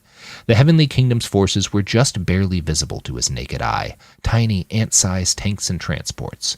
All 3 rockets hit, and the black smoke of the detonations obscured the head of the vehicle column. And then, on the video feed, a rocket burst right above the man in the cupola. Manny watched as he was torn apart in a hail of shrapnel. The video and the still image of his smiling face were replaced a second later by a looping video of an older man playing with a baby girl. He picked her up and spun her around, and the camera zoomed in on his joyous smile. Another video played of a younger man attending his high school graduation. More videos and still images popped up, displaying gentle moments in the lives of at least a dozen different men. And then all the screens cut, violently, to video of an exploding APC. Manny jerked back in surprise. He saw that Sasha had reacted similarly. Nanayazi just sat and stared, her face unreadable. Donald Ferris frowned, and when he noticed Manny looking back at him, he waved a gentle hand towards the screen and mouthed the word, "Watch." Manny turned back to the screens in time to see them populate with more faces and more looping videos. He watched as children opened birthday presents and celebrated graduations. He saw young men pose with teammates or hug their kids. He saw pizza parties and Christmas mornings and laughter and love, and then another vehicle detonated. The screen cleared, and then it populated again with scenes from 4 more lives, next to video of a detonating Leopard tank. The parade of shattered lives went on as rockets, mortars, and now gunfire lashed out from Rock Creek and towards the vehicle column. Roland isn't even there yet. This is just the beginning. Manny stared out, numb and queasy, and watched as the Heavenly Kingdom's armored spearhead changed direction and began the drive to Rock Creek. They were firing now, too, pouring explosive shot and long-range rockets into the neighborhood. This is what you wanted, he reminded himself as the parade of death sped up. Roland. It was downright cold at 15,000 feet. Roland relished the bite in the air and stared out the Edmund Fitzgerald's side window as he hit Jim's crack pipe for the last time. His synapses bubbled with dopamine now. He couldn't stop his lips from curling up into a grin as he looked out onto the distant fields below. 5 minutes to drop point, the pilot's voice echoed through the cargo compartment. Normally, it would have held an array of smart bombs or close assault drones. Today, it held only Roland. He stepped forward, towards the rear bay doors of the craft. The feeling of the cold deck under his feet and the elevated hemoglobin levels in his blood brought the threat of another rush of memory to Roland's mind. The dizzy glee of the crack high helped him shrug it off. Combat soon. Battle. And battle drugs. He tried to temper his excitement. He didn't want to crave that high as much as he did. It'll just take a few seconds, he told himself, and then I can disengage. He could already feel the Heavenly Kingdom's army, far below, settling in. Their nose had been bloodied by Rolling Fuck's rocketry, but they'd suffered relatively few casualties so far. The plan did seem to be working. Dozens of vehicles and thousands of men had already moved into position around the Rock Creek neighborhood. Roland could hear the sounds of their mortars, recoilless rifles, and assault guns opening fire. He reached out with his senses and tried to find Topaz and Skullfucker Mike in the mess, but their scents and heat profiles were obscured by shellfire and smoke. Roland was able to locate Jim, as well as Bigsby and his assault team. They were hunkered down at the edge of the neighborhood, embedded in an abandoned apartment complex and engaged in a furious firefight with the Heavenly Kingdom's vanguard. Roland could smell the dopamine rushing into Jim's synapses from 15,000 feet in the air. His heart began to beat faster. He felt his left hand start to shake, not in fear, but in delirious anticipation of the battle drugs. Another flash of memory took him, and his hand shook so bad he could barely hold the needle straight. He'd already missed the vein twice. God damn it, he cursed, before taking a deep breath and preparing himself to try again. 60 seconds to drop. The pilot's voice pulled Roland back into the moment. That memory had felt weird. It had been blurry in his mind's eye, but Roland's arms and hands had felt smaller then. Was I shooting up dope as a teenager? He knew the answer, based on his current predilections, was probably. Roland shook his mind away from the past and focused again on the war downstairs. The kingdom had moved quickly. He guessed around 4,000 of their men were already in position. These would be the elite, their most veteran fighters, the soldiers wearing power armor or riding in real armored transports and not upgunned trucks. He could feel the rest of the kingdom's army flung out far behind them, in a long tail that stretched back to the Brazos. How many of these men will die today? How many are already dead? 10 seconds. His nose caught the distant gasoline reek of a flamethrower opening up on a squad of advancing martyrs. That's gotta be Jim, right? 5 seconds. The jump light turned from red to green, and the bomb bay doors opened with a rush of air and wind that cracked the uncovered skin on Roland's face. 3, said the pilot. He stepped out to the ledge and planted his feet. The world whipped by around them at a maddening speed. Roland looked down, focused, and saw the Heavenly Kingdom's army underneath him. Dozens of vehicles and thousands of men had taken up position in a large park and several buildings surrounding Rock Creek. 2 large gatherings of mortars and a trio of Leopard tanks made up the bulk of the artillery now pouring fire into Rolling Fuck's forces. There were also several large field guns and rocket batteries, currently being bolted into place in an old parking lot behind the park. Competent. Roland was impressed by how the kingdom's soldiers had parked their armored transports to help complete a fortress wall around one side of Rock Creek. They'd sent a few probing attacks of power-armored troopers, but, he could tell, they wouldn't launch a full assault until they'd flattened the neighborhood. 2. A trickle of endorphins and serotonin joined the soggy mush of dopamine in Roland's synapses. He closed his eyes and, with a thought, activated the sundry weapon systems that Sardar had wired into his body. The missiles in their pods hummed, and the barrels around his right arm chimed in readiness. Lyrics from a half-remembered song flittered across his mind. Time for another peaceful war. 1. Roland stepped off the back of the craft. and into the sky's embrace. Sasha. The faces flashed by, along with video clips and curated posts from social media and, of course, scenes of death. Some of the men died from sniper fire, cut down as they ran for cover. Others died in long-range firefights, or from shrapnel. The pace of death had gradually risen over the course of the battle. Some of that was due to the fact that the martyrs had sent in several assault teams to test the mettle of the defenders. Those men had died fast and badly. Many of them had been burnt alive. The sight of it all should have horrified her. She wanted it to horrify her. Everyone else at the table had tears in their eyes. Even Nana Yazi was crying, and that lady looked like she'd been through some shit. Since when do you curse like that? Sasha felt a pang of guilt at how easily the swear word had come to her mind. Then she felt really, really stupid. She was literally watching people die. She'd killed 2 human beings less than 48 hours ago. What the fuck does cursing matter? But still, the guilt was there. Perhaps what she felt was a betrayal of her past self. Or maybe she was just dumb. Sasha shook it off. She tried to focus on the carnage. It was horrible. She knew that in a detached academic sense. She couldn't quite feel the horror, though. It was as if shooting Daryl had opened up a great gnawing hole inside her heart, and that hole had spread like a black film over her entire body. All her feelings seemed so distant now. She wanted to cry about Daryl. She wanted to cry about this. She wanted to cry for Susanna and Anne, left alone in that living hell of a kingdom. She wanted to cry for herself, too, but she couldn't, and so she didn't. Instead, she sat and watched as the warrior gods of this strange city helped the martyrs earn their title. Sasha looked out at the citizens of Rolling Fuck. Most of the people she could see were crying, and even those who weren't looked shaken, horrified. The perpetual party atmosphere she'd come to associate with the City of Wheels was gone. It had been suspended to allow for pain. Sasha wanted to hurt with them. But instead, she thought about the offer that man Jim had made. She thought about the squeaking sound of the razor blade ripping out of Roland's forearm. She'd seen the way he fought. She longed for the high that had come with the violence in the clinic, but she couldn't stand more of the guilt killing Daryl had brought her. I could be a medic, Sasha thought. Jim said so. She looked up to the screens again, at the parade of death. She wasn't sure if any of the dead had been Rolling Fuck's soldiers. It didn't look like it. But as she settled back in to watch, something glitched on the screens.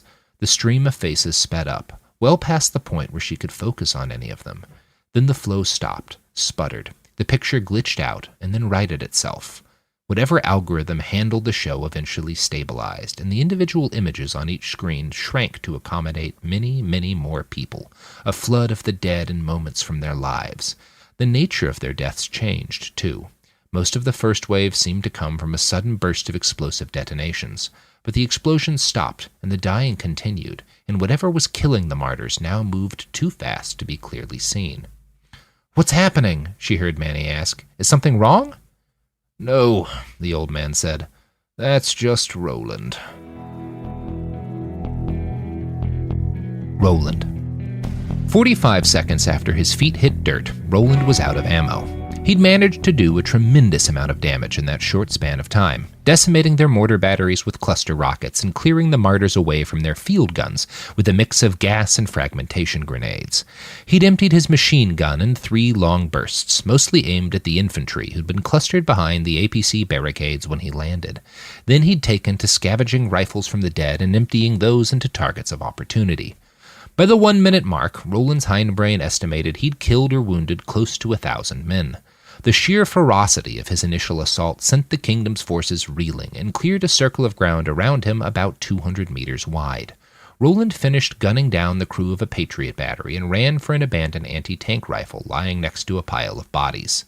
Bullets smacked into him from all sides, diversionary fire, meant to distract him from the up-armored Mattis APC that suddenly gunned its engine and barreled towards him. "They think they can run me over," Roland realized with something like glee. So he slowed down, reducing his sprint to something like a normal human running speed while the vehicle closed the gap between them. He jumped at the last moment, landed on the APC's roof, and punched a hole through the top armor with both of his fists. Then he gripped the ragged metal at the sides of the hole and tore the APC open. The smell of fear hit his nose as he tore through the concrete wall. The room held a dozen men, a mix of guards and officers. One man in the middle wore the stars of a general in the United States Army. Some of the soldiers screamed. A few opened fire, but the general just stood there while Roland killed. He didn't even blink. No fear poured off him. "It's our fault," the general said, once they were the only men left alive in the room. "This is all our fault, Roland. A bullet hit his face, and Roland snapped back to reality. The men in the APC below him were dead. It looked as if he'd shredded them with his bare hands. But while he'd been lost in a memory, 2 more APCs had roared up and disgorged a dozen power-armored soldiers. They shot him with big guns, weapons meant to hurt monsters. He avoided some of their rounds, but not most. Roland lost the better part of his right hand, a chunk of his skull and his left knee. It hurt, but that didn't stop him. He leapt off the mattress, and soon he was among them, ripping off armored plates and shattering bones with his bare hands. The battle drugs poured into his brain and lit his synapses up like the New York skyline. Roland let out a terrible, whooping cry that was half laugh and half scream, and he tore into the men as they tried, in vain, to do him real harm. It took 19 seconds to eliminate them all. As the last man dropped, Roland realized with some surprise that he could hear Jim's voice, distant but getting closer. His old friend was charging, screaming out war whoops and firing those big dumb pistols.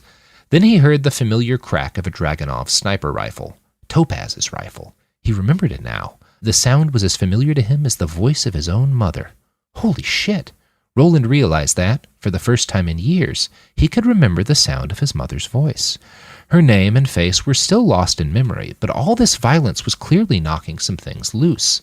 He took a step back, behind one of the intact APCs, to avoid a spray of heavy machine gun fire and take stock of the situation.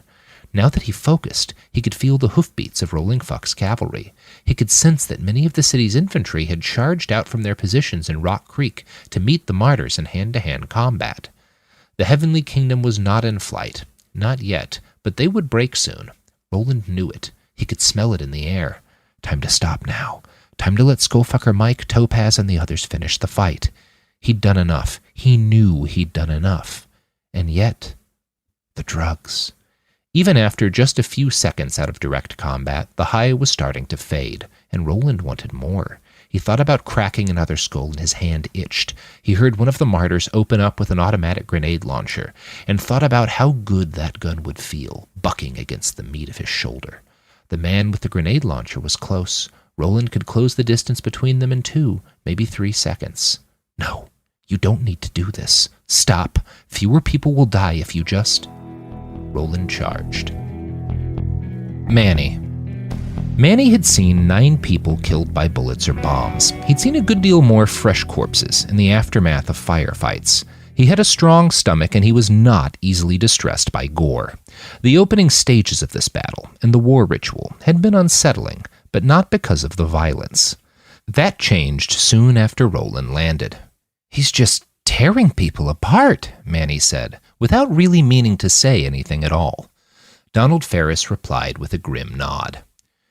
"It's hard to watch," Nanayazi admitted, as another dozen lives ended messily on the screens before them. "It'll be over soon, though. They can't take much more of this." "I haven't seen any of your people die yet," Sasha said. "Is that abnormal?" "No," Donald's voice was grim. "There'll be a lot of injuries, but I don't expect Rolling Fuck will lose a single warrior." "Good," Sasha said. "Is it?" Donald asked. "Of course it's good, you silly fuck," Nanayazi snapped. That was the first time Manny could recall hearing her angry. "I disagree," the old man grumbled. "We're on a precipice here, the edge of a deep cliff. Every time this happens, we get a little closer to falling off." "What do you mean?" Manny asked. "He means," Nanayazi replied with a bit of drunken slur to her voice, "he doesn't trust the people of this city. He thinks they'll get a taste for war, and this whole experiment will turn into a nightmare." "You can't trust the dark," Donald Ferris insisted, "and we're in the dark here." He waved out at the field and the hundreds of people watching the faces of the dead in tearful silence. "Right now we've managed to lash together a chain of rituals that keep them peaceful. How long can that last?" Nanayazi glared at him, and then shifted her gaze to Manny. She pointed a finger at Donald. "He thinks we should have let your people die. I think we have a responsibility to intervene." I'm not saying we don't, Donald Ferris insisted. I'm just saying I've seen how this story ends. History may not repeat itself, but it does rhyme.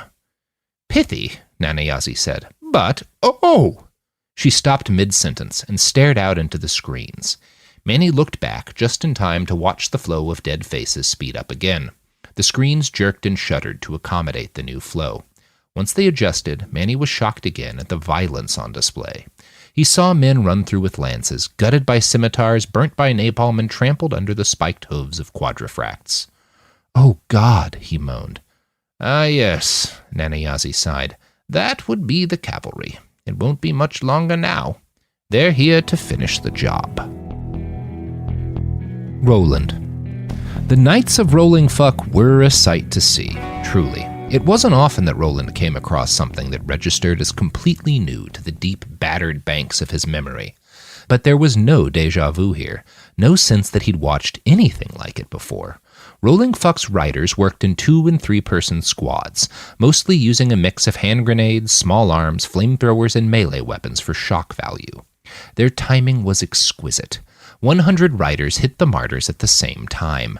They didn't seem to have specific targets or goals beyond causing mayhem, but they did this expertly, spiking armored vehicles and field guns with white phosphorus charges and scattering any clusters of martyrs they could find.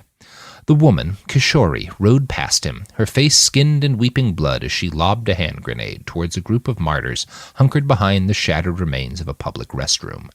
She pulled a maquahuitl with an iron trunk and gleaming obsidian blades free from her belt as her steed leapt over the burning wreckage of a jeep and bounded towards the survivors.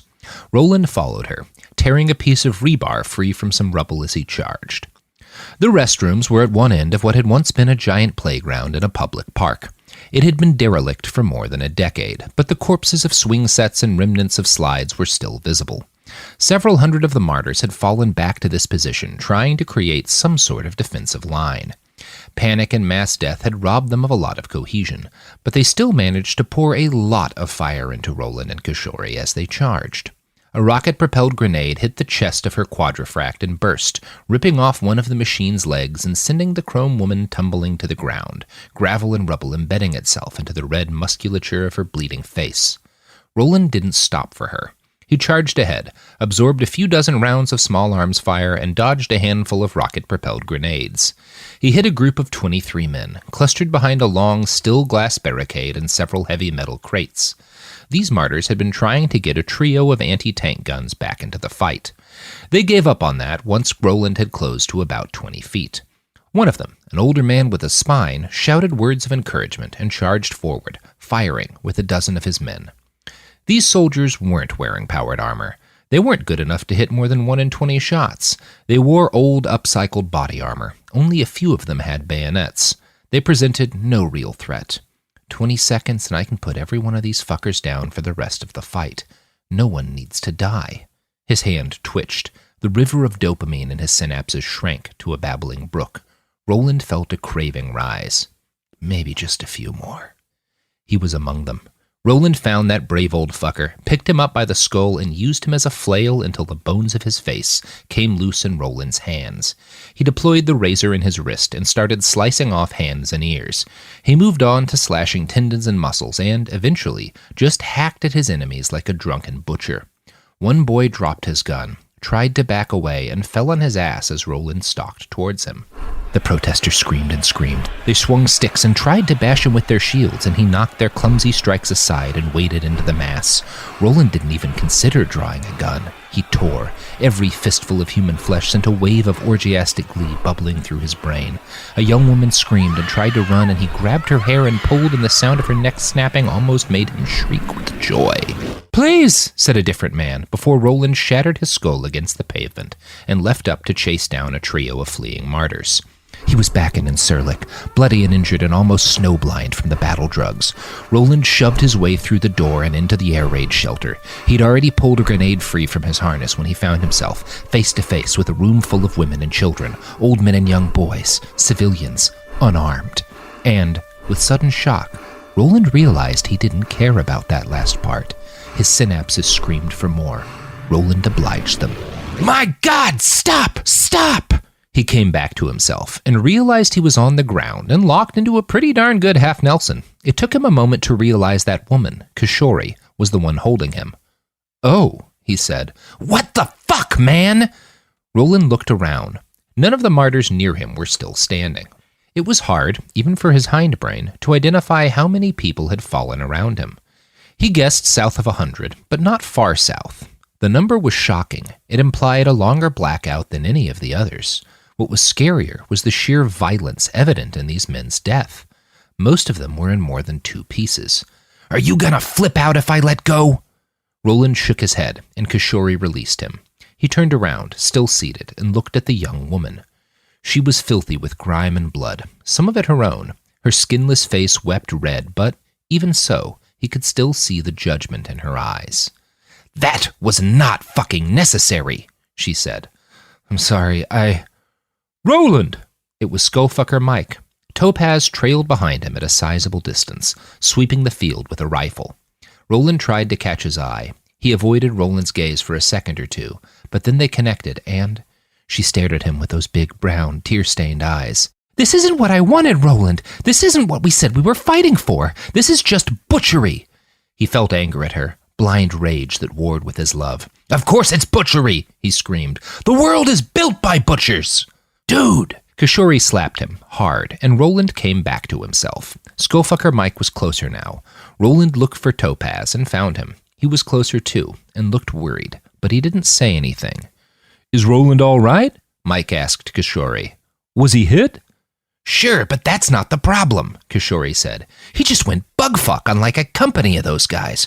Ripped them apart with his bare hands."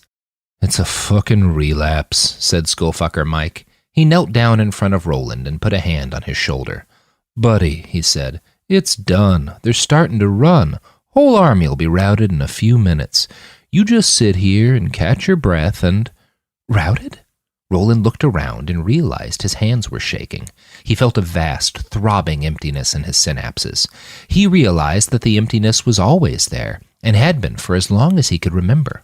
Most days he hid it under a haze of narcotics, but now that he'd had it filled for just a minute, its emptiness hurt like an amputated limb. He looked out and saw that, yes, Skullfucker Mike was correct. Several pockets of martyrs still held out, but the bulk of the vanguard was either dead or fleeing for the line of transports and technicals that stretched back to the Brazos. It felt like the rest of the army had started the slow process of halting and reversing its advance. The kingdom had decided to pull back. "Are you done or not, Roland?" asked an evil voice in the back of his head. "If you're not done, if you want more, you'd better go get it." Roland leaned back. He looked from Skullfucker Mike to Kishori and finally to Topaz. Then he reached behind him, grabbed a busted rifle he could use as a club, and stood up. "Roland, no," Skullfucker Mike started to say. Roland didn't hear the rest. He bolted off, as fast as he could run, in the direction of the fleeing martyrs. Sasha. It was amazing how much she could tell about the course of the battle just from watching the faces of its casualties. The pace of the killing had escalated to a certain level and then started to slowly fall. More and more of the men died with their backs to the enemy, running. Sasha guessed that meant the army, or at least a lot of it, had started to break. The pace of death slowed to a trickle. "Well then," Donald Ferris grumbled, "it seems like that's more or less settled. I'm going to get us another round. I think we've all eaten enough guilt for the—" He stopped. His jaw dropped. "Oh no." Sasha turned back to the screen to see that the roll of the dead had started to increase again. These men were running too, but most of them weren't dying to ranged weaponry. They were being grabbed from behind, ripped apart or clubbed to death by something moving far too fast for human eyes to focus on. "Roland," Manny said in a dull voice filled with sorrow. Sasha scanned the faces of her table-mates. Manny looked almost overwhelmed with guilt. His eyes were watery, and he just kept shaking his head and muttering to himself. Nanayazi's mouth was closed. Her face looked tight and frozen in horror. Donald Ferris was quite clearly furious. His face was so red Sasha worried his heart might give out. And yet, she felt nothing. "That's curious, isn't it?" Sasha could remember how angry she'd gotten as a girl when she read some story about anti-Christian brutality in Turkey or Illinois. She remembered being horrified by the executions she'd witnessed, but she could only picture her emotional state in those moments from a great distance, as if she were staring at it through the fogged-up lens of a telescope. Why am I not angry? Why am I not horrified? Her concern over this fact actually generated a stronger emotional reaction than anything happening out on that battlefield. Sasha stared out at the cameras and the continuing parade of violence. She heard Manny cursing under his breath. She heard Nana Yazi fight back a sob. But Sasha felt nothing, save, perhaps, a bit of jealousy. Roland. The scene out by the Brazos felt less like a battlefield and more like a playground. This might be the highest I've ever been, he thought as he broke a man's neck with the back of his hand. Bullets whizzed by as a few of the braver soldiers tried to cover the retreat of their comrades. Most of them, even the drivers, had abandoned their transports.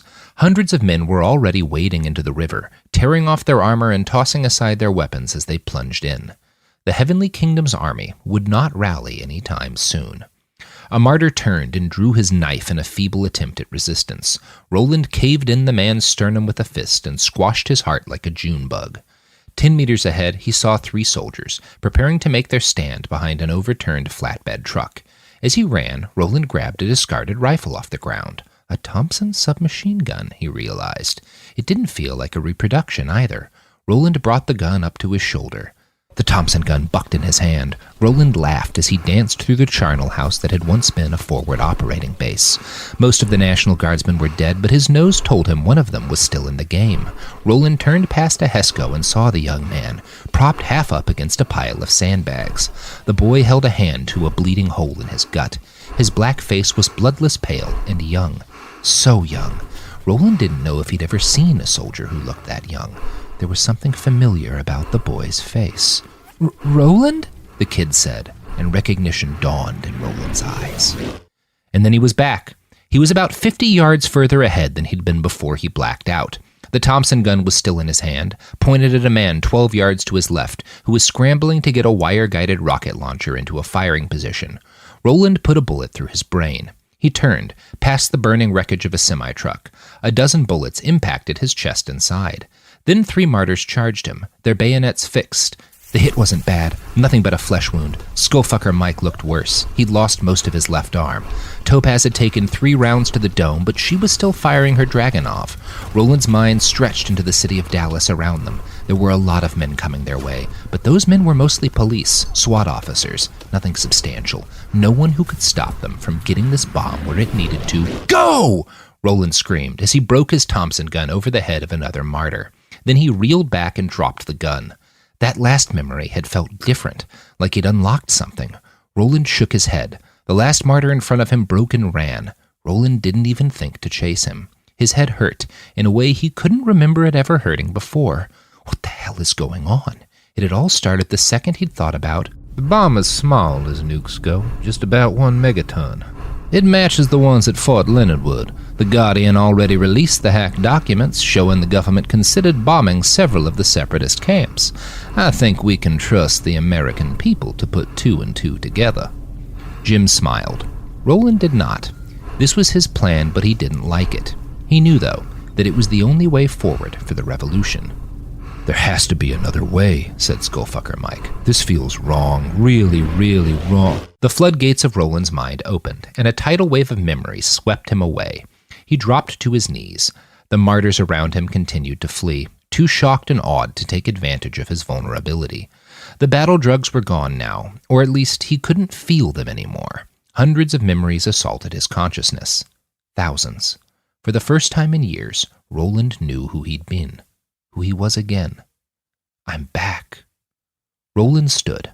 He took one halting step forward, and then another, and then he leaned against the frame of a broken APC for a little while as he pictured his mother's face and voice for the first time in years. He wanted to sob, but there was no time.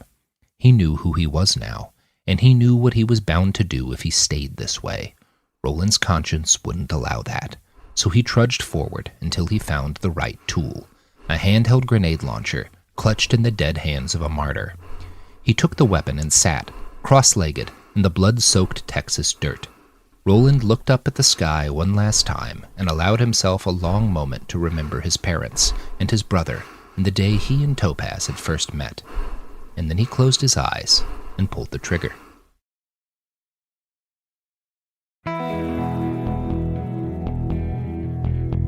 Manny. Nana Yazzie, Sasha, Donald Ferris, and Manny had all rushed to a transport as soon as Roland's face showed up on the screen. It seems the drones either didn't know or didn't care enough to separate dead friends from dead foes. Maybe that was the point. Nana Yazzie drove. It took about 6 minutes for the shiny green Jeep to make its way over the broken roads and towards the site of the battle. No one spoke. They reached the battlefield. There are so many dead people. Manny had seen a lot of carnage in his life, but nothing like this. The stenches of burning flesh, opened bowels, and burning fuel were so overwhelming they almost knocked him down. Donald Ferris and Nana Yazzie looked just as queasy. Only Sasha weathered the sights and smells with calm. She stayed focused enough to spot Skullfucker Mike in the mess and direct Nana Yazzie his way. Rolling Fuck's soldiers were out in force. They stalked through the killing fields in groups of 4 or 5, searching for survivors or just looking for loot. Mike stood with Topaz and Kishore and a couple of chromed Manny didn't recognize. Most of them were seated by a handful of large metal crates in the center of what had once been a large playground. Oh, God! The dead men here had been torn apart. There was so much blood, more than Manny had ever seen. It sluiced around on the concrete like some sort of macabre kiddie pool. The Jeep came to a wet stop in front of the group. The act of braking sent a spray of gore out across Skullfucker Mike's legs. "Hey," he said, "what are you all doing here?" "Roland," Manny said. "What happened to Roland?" Mike looked confused. Topaz raised his head up to look out at them. Manny was surprised to see tears rolling down his face. His lip trembled a bit, but when he spoke, there was steel and fury in his voice. He decided to keep killing. I'm sure he's still killing now. "No," Manny said. "He's dead, or that's what the drone said. We have to find him." "Get out of that seat," Mike said to Nana Yazzie. "I'm driving." In an instant, Topaz's tears stopped, and before Manny could say anything, Topaz hopped into the back seat of the Jeep. "Fast," Topaz told Skullfucker Mike as he took over from Nana Yazzie. "Go very fast." It didn't take long to find him. Roland's route through the army was painted in red. Hundreds of dead men, maybe more than 1,000, made a clear path with their corpses. That path didn't end until they were almost at the Brazos, and they saw where Roland had fallen. Roland's armored body was splayed out limp, next to the carcass of an old semi-truck. There were 2 very dead men directly in front of him, but neither of them looked to have done him in. Roland hadn't gone down to enemy fire. He jammed a very large gun in his mouth and blown the top off of his head. To all signs, and to all logic, he looked dead. Donald Ferris shook his head and muttered something. Sasha just stared. Nana Yazzie put her hand on Manny's shoulder. "He was," she started to say, but she was interrupted by Roland as he lifted his ruined head up to look at them. His eyes were still unfocused. Blood drooled down his nose, out of his mouth, and down from the gaping exit wound in his forehead. He spat out several teeth. Manny saw daylight through his skull, but still, Roland was able to speak. "Who the fuck are you people?" he asked.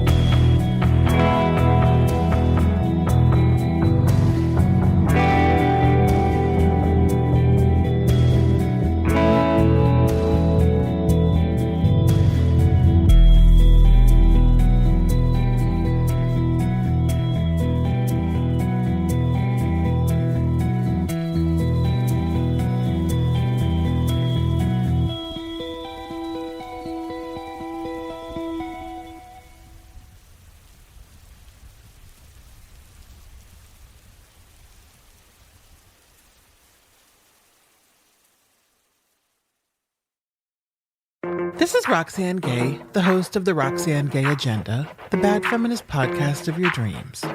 Each week, I talk to an interesting person about feminism, race, writing and books and art, food, pop culture, and yes, politics. We can't escape politics. Listen to the Luminary original podcast, The Roxane Gay Agenda, every Tuesday on the iHeartRadio app, Apple Podcasts, or wherever you get your podcasts.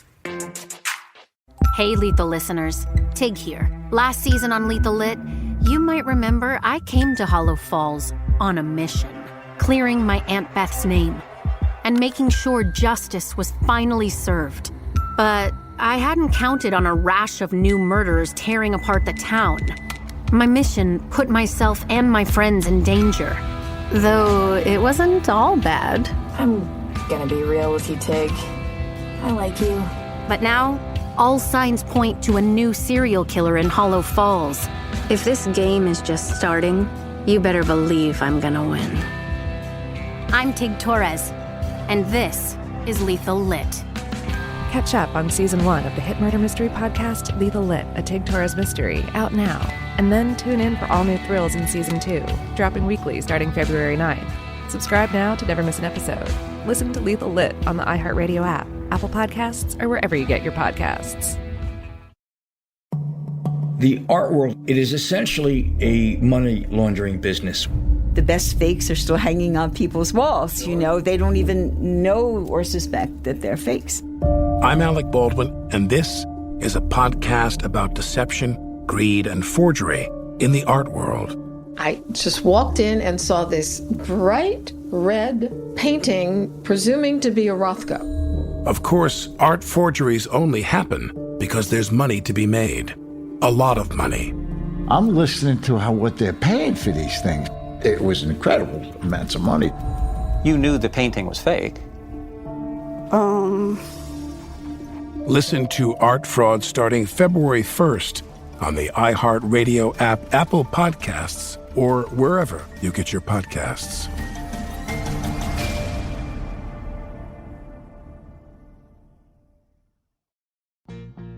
Life gets messy. Spills, stains, pet accidents, and kid chaos. But with Anabei, cleaning up is easy. Our sofas are fully machine washable, inside and out, so you never have to stress about messes again. Made with liquid and stain-resistant fabrics, that means fewer stains and more peace of mind. Designed for real life, our sofas feature changeable fabric covers, allowing you to refresh your style anytime. Need flexibility? Our modular design lets you rearrange your sofa effortlessly. Perfect for cozy apartments or spacious homes. Plus, they're earth-friendly and built to last. That's why over 200,000 happy customers have made the switch. Upgrade your space today. Sofas start at just $699. Visit washablesofas.com now and bring home a sofa made for life. That's washablesofas.com. Offers are subject to change and certain restrictions may apply. In the heat of battle, your squad relies on you. Don't let them down. Unlock elite gaming tech at Lenovo.com. Dominate every match with next-level speed, seamless streaming, and performance that won't quit. Push your gameplay beyond performance with Intel Core Ultra processors for the next era of gaming. Upgrade to smooth, high-quality streaming with Intel Wi-Fi 6E and maximize game performance with enhanced overclocking. Win the tech search. Power up at Lenovo.com. Lenovo. There's a difference between liking a house and actually getting it. Redfin is built to make up that difference and close the gap between finding and owning the home for you. Redfin agents close twice as many deals as other agents. So when you find a home you love, you're not a step behind when it comes to making an offer. That means less watching great homes disappear and more focus on the one you'll call home. Redfin helps turn saved listings into real addresses. Get started at redfin.com. Own the dream. This is Bethany Frankel from Just Be with Bethany Frankel. Let me be blunt. Most dog food is junk. It just is. And I'm not feeding junk to Biggie and Smalls. That is why they eat Just Food for Dogs. It's real, 100% human-grade food with ingredients I actually recognize, not mystery pellets pretending to be healthy. And once I switched, the difference was obvious. Better digestion, better skin, more energy, dogs who actually feel good instead of just surviving dinner. Here's the thing. You care about quality. You make an intentional choice to be healthy. So why are you gambling with your dog's health? So let's think about our furry babies. Go to justfoodfordogs.com right now and get 50% off your first box. No code, just try it. Because once you see the difference, you're not going back. This is an iHeart podcast. Guaranteed Human.